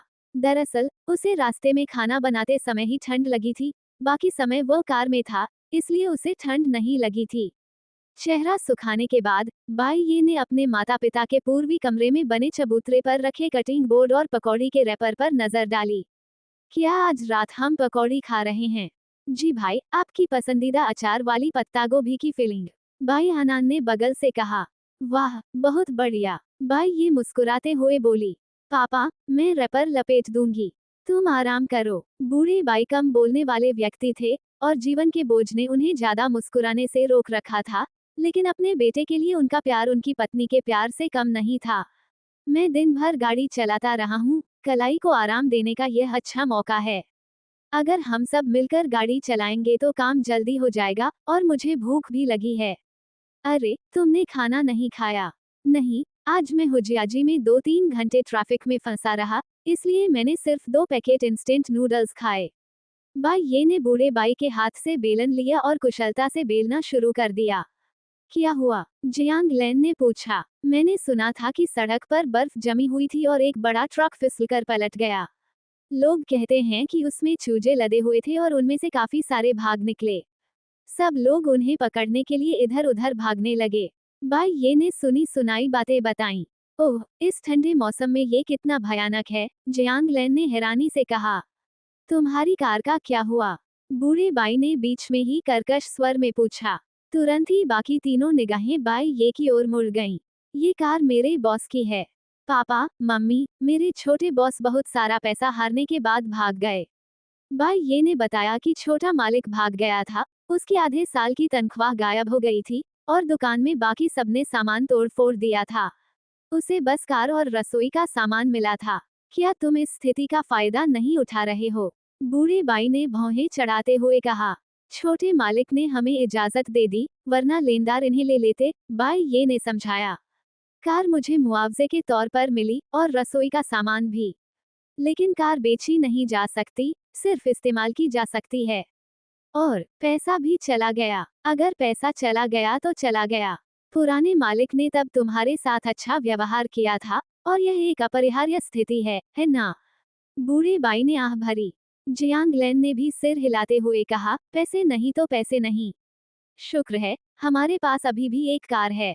हम बाद में कुछ अनाज बेचकर कुछ पैसे जुटा सकते हैं। पिताजी, हम अनाज कैसे बेचेंगे? भाई ये चिंतित था। उसके माता पिता ईमानदार और सभ्य लोग थे, जिनमें कोई विशेष योग्यता नहीं थी। उसकी माँ ने अपने जीवन में कभी काम नहीं किया, केवल जमीन की देखभाल की और उसे और उसकी बहन को पाला पोसा। उनके पिता एक साधारण किसान थे। ऑफ सीजन के दौरान वे परिवार के लिए कुछ अतिरिक्त पैसे कमाने के लिए पड़ोसियों के घरों के निर्माण या मरम्मत में मदद करते थे। परिवार के पास बस कुछ एकड़ जमीन थी, जहां वे मक्का, सेम और गोभी उगाते थे। अनाज और सब्जियों की यह मात्रा उनके अपने उपभोग के लिए और अन्य चीजों के बदले में लेन देन के लिए पर्याप्त थी। अगर वे इसे बेचते हैं, तो उन्हें वास्तव में कितना पैसा मिल सकता है? पैसों की चिंता मत करो, मैं कमा सकता हूँ। दरअसल परिवार के पास अभी भी पैसे हैं। पिछले सालों में जब आप काम के लिए बाहर नहीं जाते थे, तब तो हमारी जिंदगी अच्छी चल रही थी, है ना? जियांग लेन ने बात को संभालते हुए कहा, अब हमें बस आपकी बहन का खर्चा उठाना पड़ता है और आप कभी कभार पैसे भेज देते हैं। हमारे लिए इतना ही काफी है। बाई ये चुपचाप पकौड़ी के रैपर लपेट रही थी। खेती करके उन्हें किस तरह की आमदनी हो सकती थी? इसके अलावा उन्होंने पिछले 6 महीनों से घर पैसे नहीं भेजे थे और पिछले कुछ महीनों के उनके खर्चे भी उनकी पिछली तनख्वाह से ही पूरे हो रहे थे। इसका मतलब ये था कि उसने इस पूरे साल परिवार को कोई पैसा नहीं दिया था। उन्हें उम्मीद थी कि साल के अंत तक वे हजारों की संख्या में पैसा वापस ला पाएंगे, लेकिन कौन जानता था। चिंता मत करो, मेरे पास योजना है। याद रखना, मैं एक शेफ हूँ। बाई ये ने एक पल सोचा, फिर ऊपर देखा, उनके दिमाग में पहले से ही एक योजना बन रही थी। क्या योजना है? क्या कुछ ही दिनों में नया साल नहीं आ रहा है? बहुत से लोग मांस और ऐसी ही चीजें जरूर खरीदेंगे। मैं कुछ धीमी आंच पर पका हुआ मांस बनाऊंगा और उसे बाजार में बेचूंगा। ओह, मुझे लगता है मेरे बड़े भाई का विचार बहुत अच्छा है। भाई, मैं आपके साथ काम करूंगी। भाई आनंद ने आंखें चौड़ी करते हुए कहा, तुम क्या कर सकते हो? जियांग लेन ने बगल से कहा, मैं अपने बड़े भाई का सहायक बनूंगा, है ना भाई? हाँ, कल हम जाकर देखेंगे कि किस परिवार का कोई सुअर काट रहा है, फिर हम कुछ मांस खरीदेंगे जिसे हम धीमी आंच पर पकाएंगे। महन, उसके पिता, जियांग लेन ने अपने पति की ओर देखा और उसके बोलने का इंतजार करने लगी। बूढ़ी बाई ने बाई ये की ओर देखकर पूछा, क्या तुम्हारे पास अभी भी पैसे हैं? जी हाँ, मांस खरीदना कोई समस्या नहीं है। बाई ये मुस्कुराया, ये जानते हुए कि उसके पिता ने इस बात को स्वीकार कर लिया है। पड़ोसीली गांव में कल कोई सुअर काट रहा है। मैं तुम्हें दिखाने ले चलूंगा, बूढ़ी बाई ने कहा, और फिर बोला, जल्दी करो और पकौड़ी बना लो, क्या तुम सबको भूख नहीं लगी है? बाई ये और बाई आनंद दोनों ने एक साथ प्रतिक्रिया दी और अपनी गति बढ़ा दी। थोड़ी ही देर में लगभग 40 या 50 पकौड़ियों से भरी एक थाली तैयार हो गई। आंगन में पहले से रखी हुई थाली को भी इसमें जोड़ दे तो ये पर्याप्त से भी अधिक थी। जियांग लेन पानी उबालने के लिए बाहरी कमरे में गई। हालांकि अब परिवार के पास गैस स्टोव था, फिर भी वे सबसे ज्यादा बड़े स्टोव का ही इस्तेमाल करते थे। खासकर रोटी बनाने के लिए उसका स्वाद गैस स्टोव पर बनी रोटी से बिल्कुल अलग होता था। बड़ा चूल्हा ईंटों से बने गर्म पलंग से जुड़ा हुआ था। चूंकि उसका बेटा वापस आ गया था, इसलिए जियांगलैन ने रात को सोते समय गर्माहट बनाए रखने के लिए दोनों तरफ के बड़े चूल्हे जला दिए। पकौड़ियों में ताज़ा बनी हुई अचार वाली पत्ता गोभी भरी हुई थी, जो इस शरद ऋतु में तैयार की गई थी, और यह बाई ये का पसंदीदा स्वाद था। जैसे ही पकौड़े बर्तन में डाले गए, जियांगलैन बाहर से एक बांस की टोकरी ले आई। टोकरी के अंदर एक प्लास्टिक की थैली थी, जिसमें कुछ दिन पहले खरीदा गया सुअर का मांस था। बूढ़ी बाई ने आधे से अधिक सिर खरीदा था, लौटकर उसमें से एक छोटा सा टुकड़ा काट लिया और अपनी पत्नी से बाकी हिस्सा अलग रखवा दिया। जियांग लेन जानती थी कि उसका पति इसे खाने के लिए अनिच्छुक था, क्योंकि वह अपने बेटे के लौटने का इंतजार कर रहा था। उसने झटपट एक प्लेट भरकर सब्जियां काट लीं। तभी अंदर मौजूद भाई बहन काटने का तख्ता और बाकी चीजें साफ करके लहसुन छीलने लगे। खूब छीलें, जियांग लेन ने निर्देश दिया।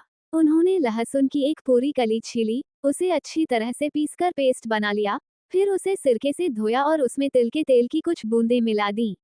बाई परिवार के स्वाद के अनुरूप एक परफेक्ट डिपिंग सॉस तैयार थी। भाई हनान ने कान की मेज लगाई और भाई ये ने उसके चारों ओर चार चार हिस्से डुबोने वाली चटनी रख दी।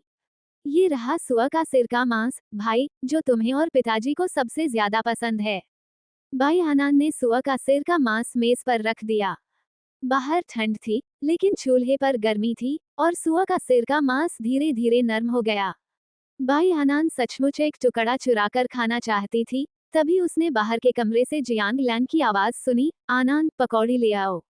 भाई ये और भाई आनान दोनों पकौड़ी लाने के लिए बाहर गए। बूढ़ा बाई पता नहीं कहां से सफेद शराब की एक बोतल लेकर आया, फिर जमीन पर रखे 3 छोटे कपों को धोने गया और प्रत्येक में आधा कप शराब डाल दी। पकौड़े जल्दी ही कांच की मेज पर भर गए। जियांग लेन ने पहले एक थाली पकौड़े पकाए थे, क्योंकि उसे डर था कि सबके खाने से पहले ही पकौड़े ठंडे न हो जाएं। आओ आओ, बैठो और पहले खाना खा लो, बूढ़े बाई ने पुकारा। बाई ये आज वापस आ गया है, चलो कुछ पीते हैं। शराब के साथ पकौड़े, जितना खाओगे उतना ही ज्यादा मिलेगा। पापा, मेरी जगह कहाँ है? बाई हनान ने खाली जगह को देखते हुए मुंह बनाया। बाई ये हंसते हुए बोली, हमने पहले जो चीजें हटाई थी उनका क्या? उनके अंदर संतरे का रस है। ये पहले से ही दुकान से था, रसोई में एक डिब्बा था जिसे वह अपने साथ लाया था। बाई हनान की आंखें चमक उठी। वह जल्दी से नीचे उतरी और उसे ढूंढने लगी और थोड़ी देर में मुस्कुराते हुए गले में संतरे के रस की 1.5 लीटर की बोतल लेकर लौटी। दुकान में बिकने वाला संतरे का रस बड़ी बोतलों में आता था। एक डिब्बे में 6 बोतलें होती थीं, जो उस छोटी बच्ची के लिए पर्याप्त थीं। माँ, मैं आपके लिए भी एक गिलास भर दूंगी। भाई हनान ने सोच समझकर 2 गिलास भर दिए। जहाँ तक उसके पिता की बात है, वे कभी इतनी मीठी चीजें नहीं पीते थे। क्या आपको कुछ चाहिए, भाई? एक गिलास ही काफी है, नहीं तो बाद में मैं नशे में धुत हो जाऊंगा।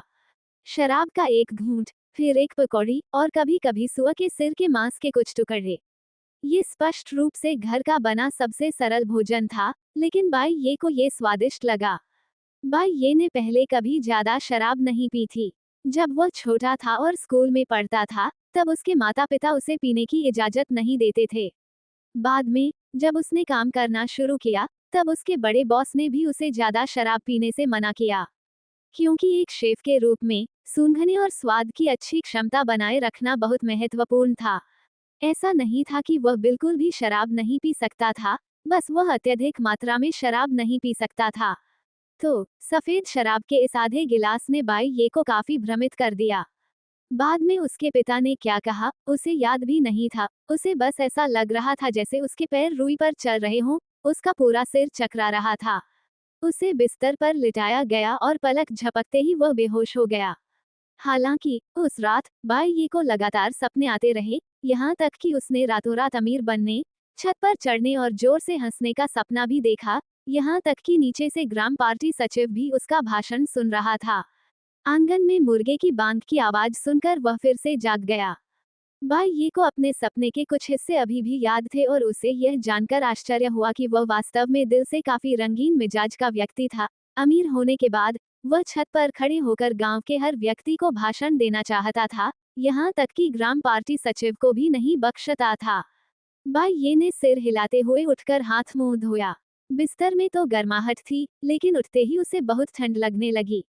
बाई ये ने जल्दी से कपड़े पहने और कंबल की 2 परतों के बीच हाथ डालकर सूती पतलून पकड़ ली। उसे नहीं पता था कि ये पतलून उसके पिता ने रखी थी या उसकी माँ ने। सूती पतलून बहुत मोटी नहीं थी, लेकिन उस इलाके में उन्हें पहने बिना ठंड बर्दाश्त करना सचमुच मुश्किल था। कुछ लोग जो ठंड के प्रति विशेष रूप से संवेदनशील थे, वे चमड़े की पतलून भी पहनते थे। दरअसल, हाल के वर्षों में मौसम काफी गर्म हो गया था, उनके बचपन की तुलना में कहीं अधिक गर्म। लेकिन किसी कारणवश ग्रामीण इलाका हमेशा शहर की तुलना में कहीं अधिक ठंडा लगता था। जब बाई ये उठा, तो सामने वाले कमरे में उसके माता पिता भी जाग चुके थे। उसके पिता तो नहा धोकर बाहर आंगन में अपनी कार साफ कर रहे थे। बाई ये ने पाले से ढकी खिड़की पर एक साफ जगह को हाथ से पोंछकर बाहर देखा। उसके पिता ने कल तो नहीं कहा था, लेकिन उन्हें ये कार सच में बहुत पसंद थी, है ना? बाई ये, जल्दी से नहा लो, जियांग लैन ने कहा, साथ ही पूर्वी कमरे की ओर पुकारते हुए कहा, अनान, उठो। क्या तुम अपने भाई और उनके साथ ली गांव नहीं जा रही हो? मैं उठ गई। बाई हनान चिल्लाई। जैसे ही बाई ये ने वह आवाज सुनी, वह समझ गया कि उसकी बहन निश्चित रूप से अभी भी बिस्तर पर है। माँ, आज हम नाश्ते में क्या खा रहे हैं? ली, गांव में सुअर काटने का काम थोड़ा इंतजार करना पड़ेगा, इसलिए मैं तुम्हारे लिए नाश्ते में तले हुए आटे के टुकड़े बना दूंगी। जियांग लैन ने कहा। वाह, बहुत बढ़िया। बाई ये ने तुरंत खुशी से कहा, अनान, जल्दी उठो, मेरी माँ बड़े बड़े तले हुए आटे के टुकड़े बना रही हैं। आटा कल ही गूंथा गया होगा, अब तो ये बहुत नरम हो गया था। जियांग लैन ने काटने वाले तख्ते पर तेल लगाया, लापरवाही से आटे का एक टुकड़ा उठाया, उसे कुछ बार थपथपाया, छोटी छोटी पट्टियों में काटा, उस पर तेल की एक और परत लगाई और उसे एक तरफ रख दिया। उसने एक छोटा हरा प्याज लिया और उसे तेल में डालकर बुलबुले उठने की जांच की और तेल का तापमान पता लगाया। जियांग लैन ने आटे की दो पतली पट्टियां उठाईं और उन्हें तेल में डाल दिया। सफेद आटे ने सुनहरे तेल को सोख लिया और कुछ ही सेकंड में नीचे से तेजी से बुलबुले उठने लगे, साथ ही साथ वह फैलने लगा और तेल का रंग धारण कर लिया। उसने उन्हें धीरे से हिलाया और दोनों तरफ से तल जाने के बाद उसने उन्हें जल्दी से चम्मच से निकाल लिया और पास ही में उनका तेल निकाल दिया। डागुओस, बड़े तले हुए आटे के टुकड़े को अन्य स्थानों में यूटियाओ या यूझागुई कहा जाता है और वे ज्यादातर एक जैसे ही होते हैं। उनका गृहनगर काउंटी शहर से बहुत दूर था और बाजार प्रतिदिन नहीं लगता था, इसलिए ज्यादातर लोग उन्हें घर पर ही बनाते थे। जियांग लैन की पूरी प्रक्रिया सहज और सुचारू थी, जिसे देखना बेहद सुखद था। बाहरी लोगों को शायद ये साधारण सा लगता हो, लेकिन बाई ये इससे मंत्रमुग्ध हो गई थी। क्या तुम हाथ नहीं धोगे? जियांग लैन ने हैरानी से पूछा, जब उसने देखा कि उसका बेटा हाथ में टूथब्रश का कप लिए खाली निगाहों से घूर रहा है। ओह ओह, मैं भूल ही गई थी। बाई ये ने झटपट पर्दा उठाया और बाहर चली गई। आंगन में हलचल सुनकर बूढ़े बाई ने अपने हाथ पीठ पीछे कर लिए और कार के पास से गुजरने का नाटक करते हुए कहा, तुम उठ गए हो? जी हाँ, मैं जाग गया हूँ, पिताजी। बाई ये मुस्कुराया, लेकिन उसने अपनी बात जाहिर नहीं की। जब तक पिता और पुत्र अंदर गए, तब तक बाई अनान भी उठ चुकी थी और जियांग लैन एक साथ अपनी बेटी को हाथ धोने के लिए कह रही थी और दलिया मेज पर परोस रही थी। बर्तन में तली हुई आटे की सारी स्टिक्स पक चुकी थीं। जियांग लैन एक कटोरी अंडे से पके मांस की चटनी और एक प्लेट में किण्वित टोफू भी लेकर आई। ये बाई परिवार के पिता और पुत्र के पसंदीदा व्यंजन थे। तले हुए आटे के टुकड़ों पर थोड़ा सा लगाकर खाना विशेष रूप से स्वादिष्ट लगता था। उन तीनों के बैठ जाने के बाद बाई अनान बाहर से दौड़ती हुई आए और बुदबुदाते हुए बोली, कितनी ठंड है, कितनी ठंड है। बाई ये मुस्कुराई। बिस्तर से उठकर नहाने के लिए बाहर भागते समय उसे स्वाभाविक रूप से ठंड लग रही थी। उसने अपना सिर झुकाया और दलिया का एक घूंट लिया। परिवार ने भुट्टे के दलिया में लाल राजमा मिलाया था, जिसे नरम और गलने तक पकाया गया था। ये जानते हुए कि दोनों बच्चों को ये पसंद आया, जियांग लेन ने इसमें 2 मुट्ठी राजमा और मिला दिया, जिससे मक्के के दलिया का रूप काफी उत्सवपूर्ण लगने लगा। बाई ये और उसकी बहन ने खुशी खुशी खाने के लिए नर्म, रेतीले राजमा चुने। इतनी सारी फलियां, बूढ़े बाई ने बड़बड़ाते हुए कहा। बाई ये ने तली हुई आटे की एक स्टिक उठाई। थोड़ी देर रखे रहने के बाद वह बस हल्की गर्म थी, लेकिन काटने पर बाहर से कुरकुरी और बीच में जहां आटे की 2 पट्टियां जुड़ी थीं, वो हिस्सा नरम था। कुछ निवाले खाने के बाद बाई ये ने राहत की सांस लेते हुए कहा, मेरी माँ की तली हुई आटे की स्टिक्स अभी भी सबसे अच्छी हैं। भाई, क्या आपके रेस्टोरेंट में तले हुए आटे के टुकड़े नहीं मिलते? मैं जिस जगह काम करता हूँ, वो एक रेस्तरां है जो केवल दोपहर का भोजन और रात का खाना परोसता है। नाश्ता आमतौर पर अलग नाश्ते के स्टॉलों से आता है। बाई ये ने दलिया का एक निवाला निगलने के बाद आगे कहा, कुछ जगहों पर यह अच्छा बनता है, कुछ जगहों पर नहीं। हमारी दुकान के सामने वाली गली में जो मिलता है, वह बिल्कुल अच्छा नहीं है, उसमें से तीखी गंध आती है। उसके बाद से मैंने कभी बाहर का खाना नहीं खाया। बाई हनान ने अपनी छोटी नाक सिकोड़ते हुए कहा, इतना बुरा। आजकल कई खाद्य पदार्थों में तरह तरह की चीजें मिलाई जाती हैं। खाना खाते समय हमेशा पहले देख लो। अगर कुछ गड़बड़ लगे तो मत खाओ। याद रखना। बाई ये ने अपनी बहन को समझाया। मुझे पता है। बाई ये ने एक तली हुई आटे की स्टिक खाई, फिर दूसरी उठाई, उस पर थोड़ा सा खमीरयुक्त टोफू लगाया और एक बड़ा निवाला लेने के बाद उसने आराम से आंखें सिकोड़ते हुए कहा, कितना स्वादिष्ट। अपने बेटे को देखो, वो बिल्कुल तुम्हारी तरह है। जियांग लेन ने कहा। बूढ़ी बाई ने कुछ बार धीरे से हंसते हुए कहा, मेरा बेटा मेरे जैसा क्यों नहीं होगा। पिताजी, आज नानचुआंग में बाजार लगा है, क्या हम घूमने चलें? अपने पिता को अच्छे मूड में देखकर बाई आनान ने जल्दी से पूछा। पिछली बार तो तुम मुझे नहीं ले गए थे। हाँ, सब लोग जाओ। कार में गर्मी है और मुझे धीमी आंच पर पकाने के लिए सामग्री भी खरीदनी है, बाई ये ने कहा। जब वो काउंटी शहर से घर लौटा तो उसने ईंधन टैंक को फिर से भर दिया था, जो वसंत उत्सव के दौरान उनके लिए पर्याप्त होगा। तो चलिए चलते हैं, बूढ़े बाई ने फैसला किया। मेरी माँ को भी आना चाहिए, चलो हम सब साथ में बाजार चलते हैं। बाई ये ने फिर से जियांग मेई की ओर मुड़कर देखा। मैं क्या चुनूंगी, घर पर अभी भी बहुत काम है, जियांग लेन ने हाथ हिलाते हुए कहा। मेरी माँ, कृपया आइए, हम सब साथ चलते हैं, हम कार में होंगे। बाई आनान ने अपनी माँ की बांह खींचते हुए विनती की। मुझे छोड़ दो, तुम्हारे हाथ पूरी तरह से चिकने हैं, ये मेरी जैकेट की आस्तीन पर लग जाएंगे। जियांग लेन ने बेबसी से कहा। चलो सब चलते हैं। वाह, पेट भर खाना खाने के बाद बाई अनान ने पहल करते हुए सभी व्यंजन और चॉपस्टिक इकट्ठा कर लिए, जबकि बाई ये कार को गर्म करने के लिए बाहर चला गया। इस बर्फीले मौसम में कार पूरी तरह से जम गई थी। कुछ ही देर बाद बाई अनान डाउन जैकेट पहने हुए बाहर आई। बाई ये ने अपनी बहन पर एक नजर डाली। ऐसा लग रहा था कि वो कई सालों से यही कोट पहने हुए है। उसने तो इस नए साल में अपने माता पिता और बहन के लिए नए कपड़े खरीदने की योजना बनाई थी। आह, बाई ये की कार के पीछे की सीटें बहुत पहले ही हटा दी गई थी, इसलिए जियांग लैन दो छोटे स्टूल लेकर आई और बाई अनान भी उनके साथ बैठने के लिए पीछे की ओर दौड़ी। बूढ़ी बाई ने गेट खोला, बाई ये को कार से बाहर निकलने दिया, फिर गेट को बंद करके ताला लगा दिया। उनका गांव समृद्ध नहीं था, इसलिए जब बाई ये गाड़ी लेकर निकला तो पड़ोसी उसके आसपास जमा हो गए।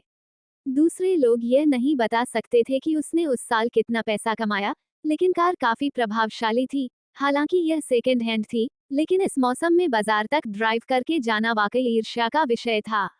ये तो बस एक सेकेंड हैंड कार है, इसमें क्या खास बात है? पिताजी, जब मैं विश्वविद्यालय से स्नातक हो जाऊंगी और पैसे कमाने लगूंगी, तो आपके लिए भी एक सेडान कार खरीदूंगी। पास से अचानक किसी ने अशिष्टता से टोकते हुए कहा।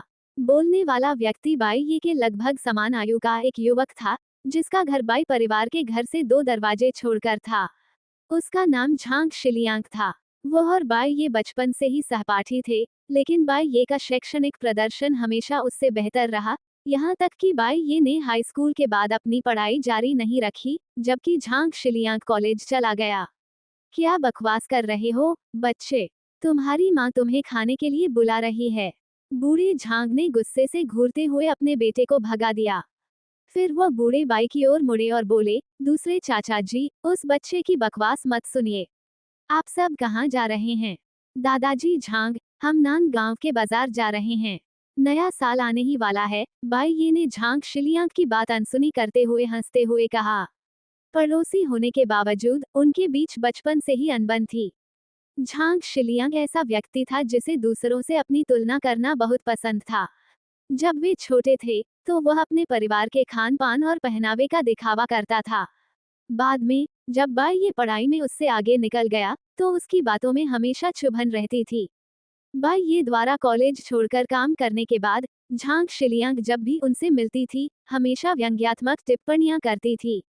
बूढ़े झांग, हम जा रहे हैं। बूढ़े बाई ने भी ज्यादा कुछ नहीं कहा, बस आवाज देकर अपने बेटे को जाने के लिए कहा। गाड़ी स्टार्ट होते ही आनंद ने पीछे से बुदबुदाते हुए कहा, झांग शिलियांग कितना परेशान करने वाला है। कॉलेज जाने में ऐसी क्या खास बात है? सबको पता है कि उसका दाखिला तो सिर्फ दूसरे दर्जे की यूनिवर्सिटी में हुआ है। अगर मेरे बड़े भाई का दाखिला हो जाता तो अनान, कॉलेज की पढ़ाई का जिम्मा मैं तुम्हें सौंप रही हूँ। तुम आगे चलकर मेरे माता पिता और मेरे बड़े भाई का नाम रोशन करोगी। बाई ये ने गाड़ी चलाते हुए कहा। अनान का चेहरा थोड़ा उदास था। भाई, मैं भी हाई स्कूल के बाद काम करना चाहता हूँ। मैं कॉलेज नहीं जा रहा हूँ। तुम्हारा मतलब क्या है कि तुम कॉलेज नहीं जाओगे? बाई ये का चेहरा सख्त हो गया। उसने पीछे मुड़कर रियरव्यू मिरर में देखा। मैं स्कूल इसलिए नहीं गया क्योंकि मैं अब और पढ़ना नहीं चाहता था। तुम्हारे अंक अच्छे हैं, तुम हर परीक्षा में प्रथम स्थान प्राप्त करते हो। फिर तुम अब और क्यों नहीं पढ़ना चाहते? लेकिन अनान ने अपना सिर नीचे कर लिया। क्या तुम्हें पैसों की चिंता है? चिंता मत करो, तुम्हारा भाई एक कुशल कारीगर है। जब मैं अपने हाथ से बनाया हुआ भुना हुआ मांस बाजार में बेचूंगा, तो बाजार में हर कोई उसे देखकर मंत्रमुग्ध हो जाएगा और पैसों की बारिश होने लगेगी। भाई ये ने बड़े ही बड़ा चढ़ाकर कहा। बकवास, जियांग लेन ने मुस्कुराते हुए डांट लगाई। तुम्हारा सुअर का मांस इतना सुगंधित कैसे हो सकता है? बेशक, मैं ही तो हेड शेफ हूँ। चाहे यह अतिशयोक्ति हो या नहीं, कार का माहौल काफी बेहतर हो गया और आनंद ने बाई ये के साथ साथ कल्पनाओं में भी खो जाना शुरू कर दिया। जियांग लेन ने दोनों बच्चों को लगभग शेखी बघारते हुए सुना कि वे काउंटी के सबसे अमीर लोग हैं, और वह अपनी हंसी नहीं रोक पाई।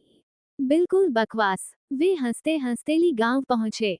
ये सुनकर कि सुअरों की बलि शुरू हो चुकी है, पिता और पुत्र ने तुरंत कार रोकी और उसकी ओर दौड़ पड़े, जबकि जियांग लेन और आनंद पीछे रह गए।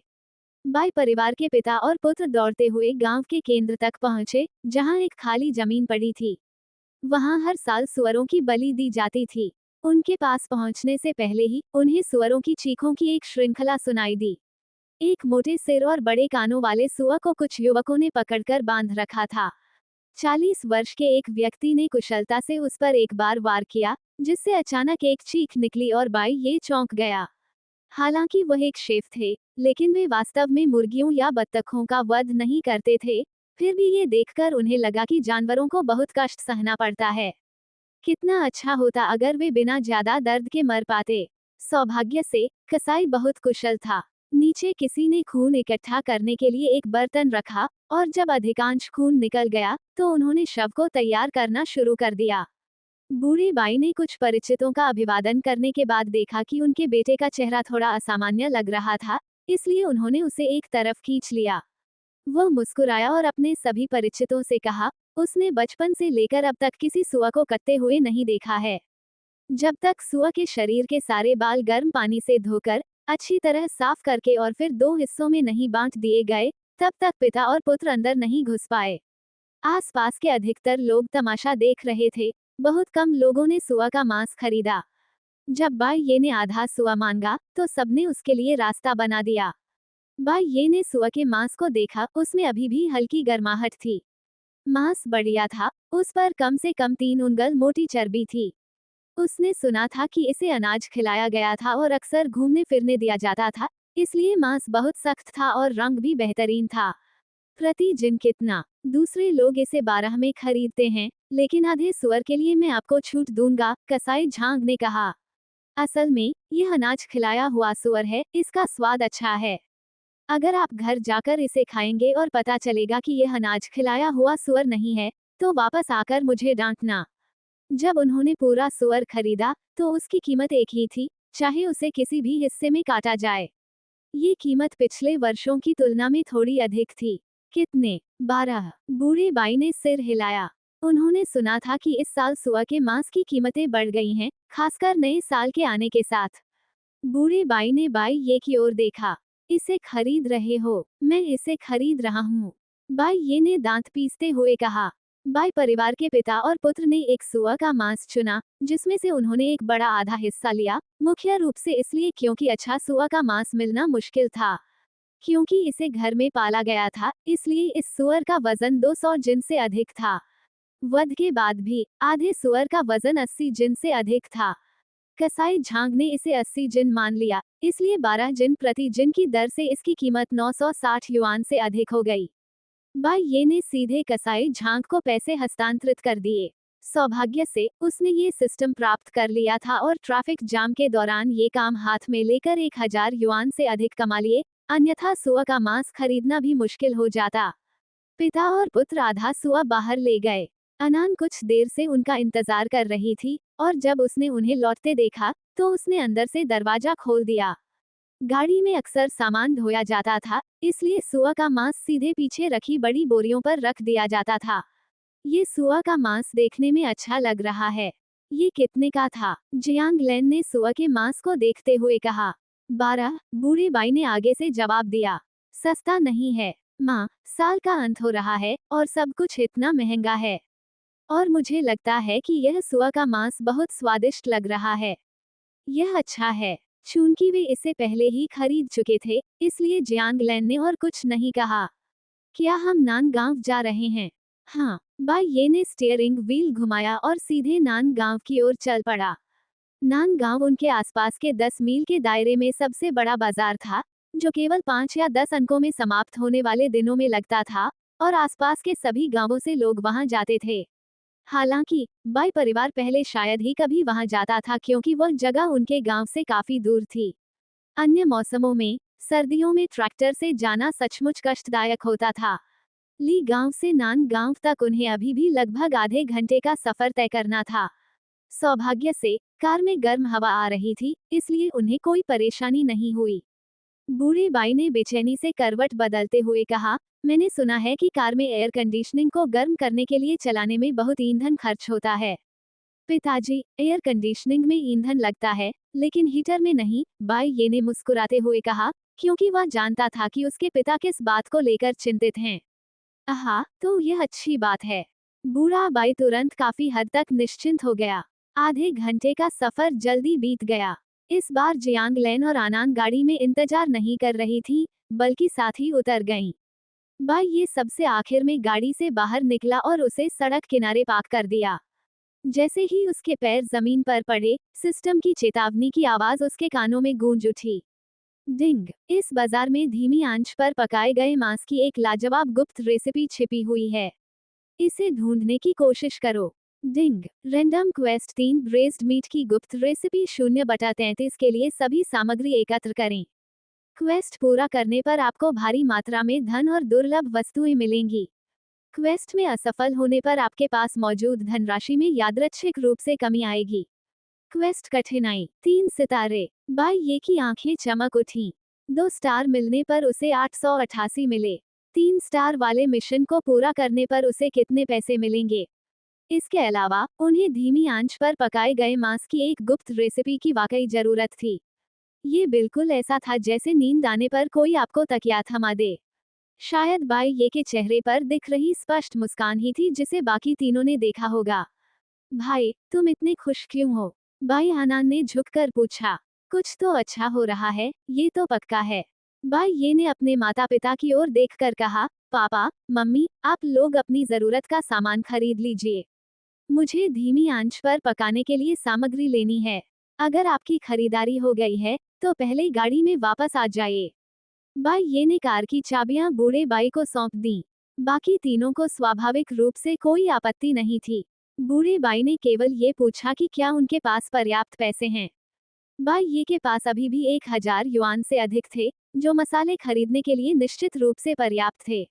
हालांकि 15 मसालों की इस गुप्त रेसिपी को इकट्ठा करना आसान नहीं था, मुख्य रूप से इसलिए क्योंकि वह इसे पूरा करना नहीं जानता था। कुछ देर सोचने के बाद उसने मसालों वाले सेक्शन को देखने से शुरुआत करने का फैसला किया। क्योंकि बाई ये को काम शुरू करने का तरीका नहीं पता था, इसलिए उसने सबसे पहले उन मसालों को चुना जिन्हें वह जानता था। सौभाग्य से ये पूरी गली मसालों की बिक्री के लिए समर्पित थी, और यहाँ काफी विविधता थी। सिचुआन काली मिर्च, तारा अनीस, लोनगान, काउगो, कैसिया की छाल, लौंग, जायफल, गलांगाल, मुलेठी, एंजेलिका, अमोमम, कैमेलिया, सफेद मिर्च, काउको, सौंफ, तेज पत्ता, सूखे संतरे के छिलके। बाई ये ने झटपट 20 से अधिक प्रकार की चीजें इकट्ठा कर ली, और लगातार बजने वाली बीप की आवाजों के साथ उसका मुंह मानो मुस्कान से फूल गया था। उन्हें इस काम के इतना आसान होने की उम्मीद नहीं थी, लेकिन उसके पास अभी भी 7 सामग्रियां कम थीं। बाई ये सोच रहा था कि और क्या मिलाए, तभी पास से किसी ने अचानक कहा, अरे नौजवान, तुम इतने सारे मसाले क्यों खरीद रहे हो? क्या तुम धीमी आंच पर पका हुआ मांस बना रहे हो? हाँ, मैं देख रहा हूँ कि आप इतनी सारी चीजें खरीद रहे हैं। क्या आप उन्हें बेचकर पैसे कमाने के लिए बना रहे हैं? हाँ, मुझे लगता है कि आपको अभी भी कुछ कमी महसूस हो रही है। बूढ़े आदमी ने पास ही के एक बड़े पेड़ के ठूंठ पर बैठते हुए कहा। बाई ये चौंक गई। क्या चल रहा है? क्या अब सिस्टम क्वेस्ट के लिए कोई एनपीसी है? क्या उससे बात करने के बाद मुझे मार्गदर्शन मिल सकता है? दादाजी, आपको क्या लगता है कि मुझसे क्या छूट रहा है? क्या तुमने ये चीज देखी है? बूढ़े आदमी ने अपनी दुकान से सफेद पाउडर की एक छोटी थैली निकाली। इसका इस्तेमाल मांस पकाने में करने से उसका स्वाद बहुत ही बढ़िया हो जाता है। जैसे ही बाई ये उसे लेने ही वाला था, सिस्टम ने अचानक अलार्म बजा दिया। चेतावनी, चेतावनी, इस रेसिपी में विषैले पदार्थ न डालें।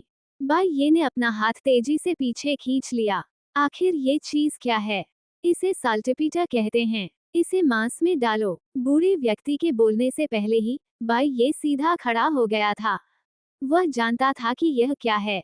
धीमी आंच पर पकाए जाने वाले मांस में नमक सॉल्टपीटा को खाद्य योग्य माना जाता है। हालांकि इसकी भी एक सीमा है। निर्धारित मात्रा से अधिक सेवन से न केवल विषाक्तता हो सकती है, बल्कि थोड़ी थोड़ी मात्रा में बार बार सेवन करने से भी कैंसर हो सकता है। इस उद्योग में होने के कारण बाई ये को स्वाभाविक रूप से कुछ मामलों की जानकारी थी। 2 साल पहले ही एक बुजुर्ग दंपति ने सुअर के पैर पकाते समय इस पदार्थ का इस्तेमाल किया था।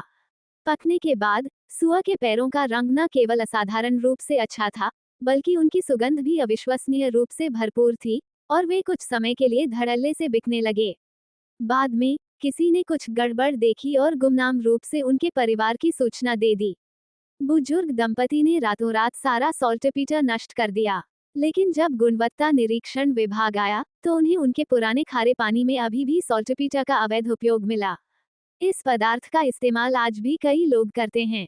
हालांकि सिस्टम ने इसे विषैला पदार्थ बताया, इसलिए वह इसे रेसिपी में बिल्कुल भी नहीं मिला सकता था।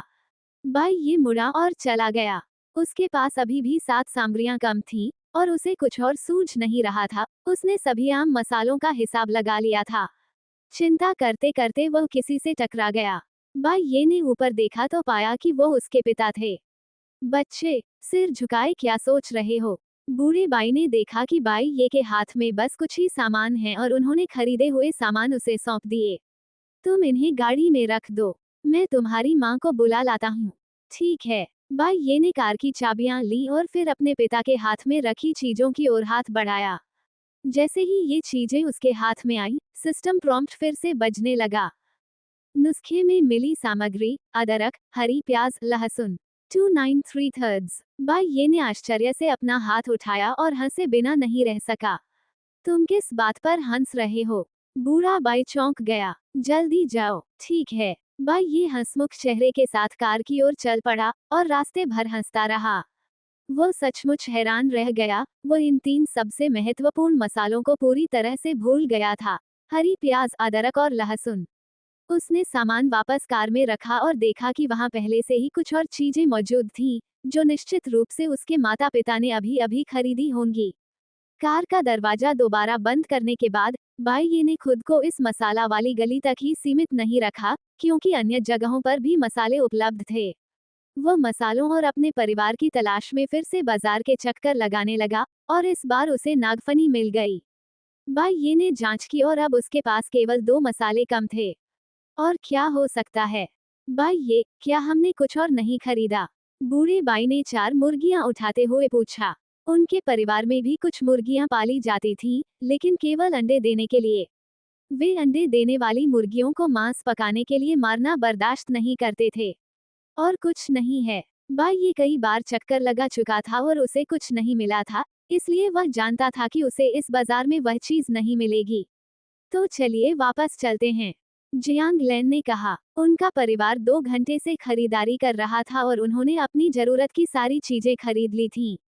अनान, जल्दी आओ, हम घर जा रहे हैं। बाई ये ने मुड़कर अपनी बहन को आवाज दी, जो अभी भी इधर उधर देख रही थी। तभी उनके पीछे से एक 3 पहियों वाला वाहन आया, जिस पर पेड़ की कई शाखाएं लदी हुई थीं और सभी शाखाएं साबुत थीं। इसे कहीं से लाकर घर पर जलाने के लिए लाया गया होगा। भाई, सावधान रहो। भाई अनान ने बाई ये को खींचा, लेकिन फिर भी वह पेड़ की एक शाखा से छिटक गया। बाई ये की डाउन जैकेट कई साल पुरानी थी, और पेड़ की शाखा से लगी खरोंच से उसमें सीधा छेद हो गया, जिसमें से सफेद पंख बाहर निकल रहे थे। आह, तुमने किसी की जैकेट फाड़ दी। गाड़ी जल्दी रोको। 3 पहिया वाहन के चालक ने सुना कि उसने किसी के कपड़े फाड़ दिए हैं, लेकिन रुकने के बजाय उसने गति बढ़ा दी और पलक झपकते ही गाड़ी भगा ले गया। बाई ये के कपड़ों में एक बड़ा छेद हो गया था, और वह शाखा भी उसके कपड़ों में फंस गई थी। नुस्खे की सामग्री खोजी गई। Costs root 323 thirds. बाई ये ने अपना सिर झुकाकर अपने कपड़ों पर लटकी शाखा को देखा। यह एक झाड़ी थी जिसे जड़ से उखाड़ा गया प्रतीत हो रहा था, जिसमें जड़ और सूखी मिट्टी अभी भी बरकरार थी। इस जैकेट को देखो, अब हम क्या करें? जियांग लेन ने दर्द से कराहते हुए कहा और अपने आंसू को हाथ से ढक लिया। माँ वापस आने पर इसे तुम्हारे लिए सिल देंगी। भाई आनंद ने जाते हुए तिपहिया वाहन को गुस्से से घूरा और वह बाई ये से कॉस्ट रूट को खींचने ही वाली थी। अरे अरे अरे आनंद, हिलना मत। क्या बात है? क्या आपको अभी भी इस शाखा की जरूरत है? हाँ, तुम्हारे भाई के कपड़े खराब हो गए हैं, तो क्या हमें इसे वापस ले जाकर माफी के तौर पर इसके टुकड़े टुकड़े नहीं कर देने चाहिए? भाई ये ने मुस्कुराते हुए कहा। भले ही उसके कपड़े खराब हो गए थे, लेकिन उसे जरा भी दुख नहीं हुआ। अब उसे अपना काम पूरा करने के लिए बस एक चीज की जरूरत थी। उस समय उसे न केवल नकद पुरस्कार मिलेगा बल्कि एक बेहतरीन नुस्खा भी मिलेगा। ये किसी तिपहिया वाहन द्वारा टक्कर मारकर भागने का मामला नहीं था, ये स्पष्ट रूप से किसी नेक व्यक्ति का आशीर्वाद था। भाई ये के हंसमुख और बेफिक्र रवैये को देखकर आसपास के लोगों ने भी राहत की सांस ली। युवक, तुम अच्छे हो। तुम्हारा दिमाग बहुत खुला है। हाँ, जब हालात ऐसे हों तो आप क्या कर सकते हैं? अगर आप इसे जाने दें, तो आपको गुस्सा नहीं आएगा। उस युवक में उदारता है। तो दोस्तों, पाई ये कि रोमांचक कहानी का यह सफ़र यहीं रुकता है, लेकिन रोमांच अभी खत्म नहीं हुआ है। क्या बाई ये अपने जादुई कुकिंग सिस्टम के साथ दुनिया जीत पाएगा? क्या चुनौतियां जो उसका इंतज़ार कर रही हैं? ये सब हम जानेंगे आने वाले एपिसोड्स में। अगर आपको आज का ये भाग पसंद आया, तो वीडियो को लाइक करके अपना प्यार ज़रूर जताएं और कहानी का कोई भी हिस्सा मिस न करने के लिए चैनल को सब्सक्राइब करें और बेल आइकन ज़रूर दबाएं, ताकि अगला एपिसोड अपलोड होते ही आपको नोटिफिकेशन मिल जाए। आपको बाई का अंदाज कैसा लग रहा है? अपनी राय कमेंट बॉक्स में ज़रूर लिखें। मैं आपके कमेंट्स का इंतज़ार करूंगा। मिलते हैं अगले एपिसोड में। तब तक के लिए अपना ख्याल रखें। शुक्रिया।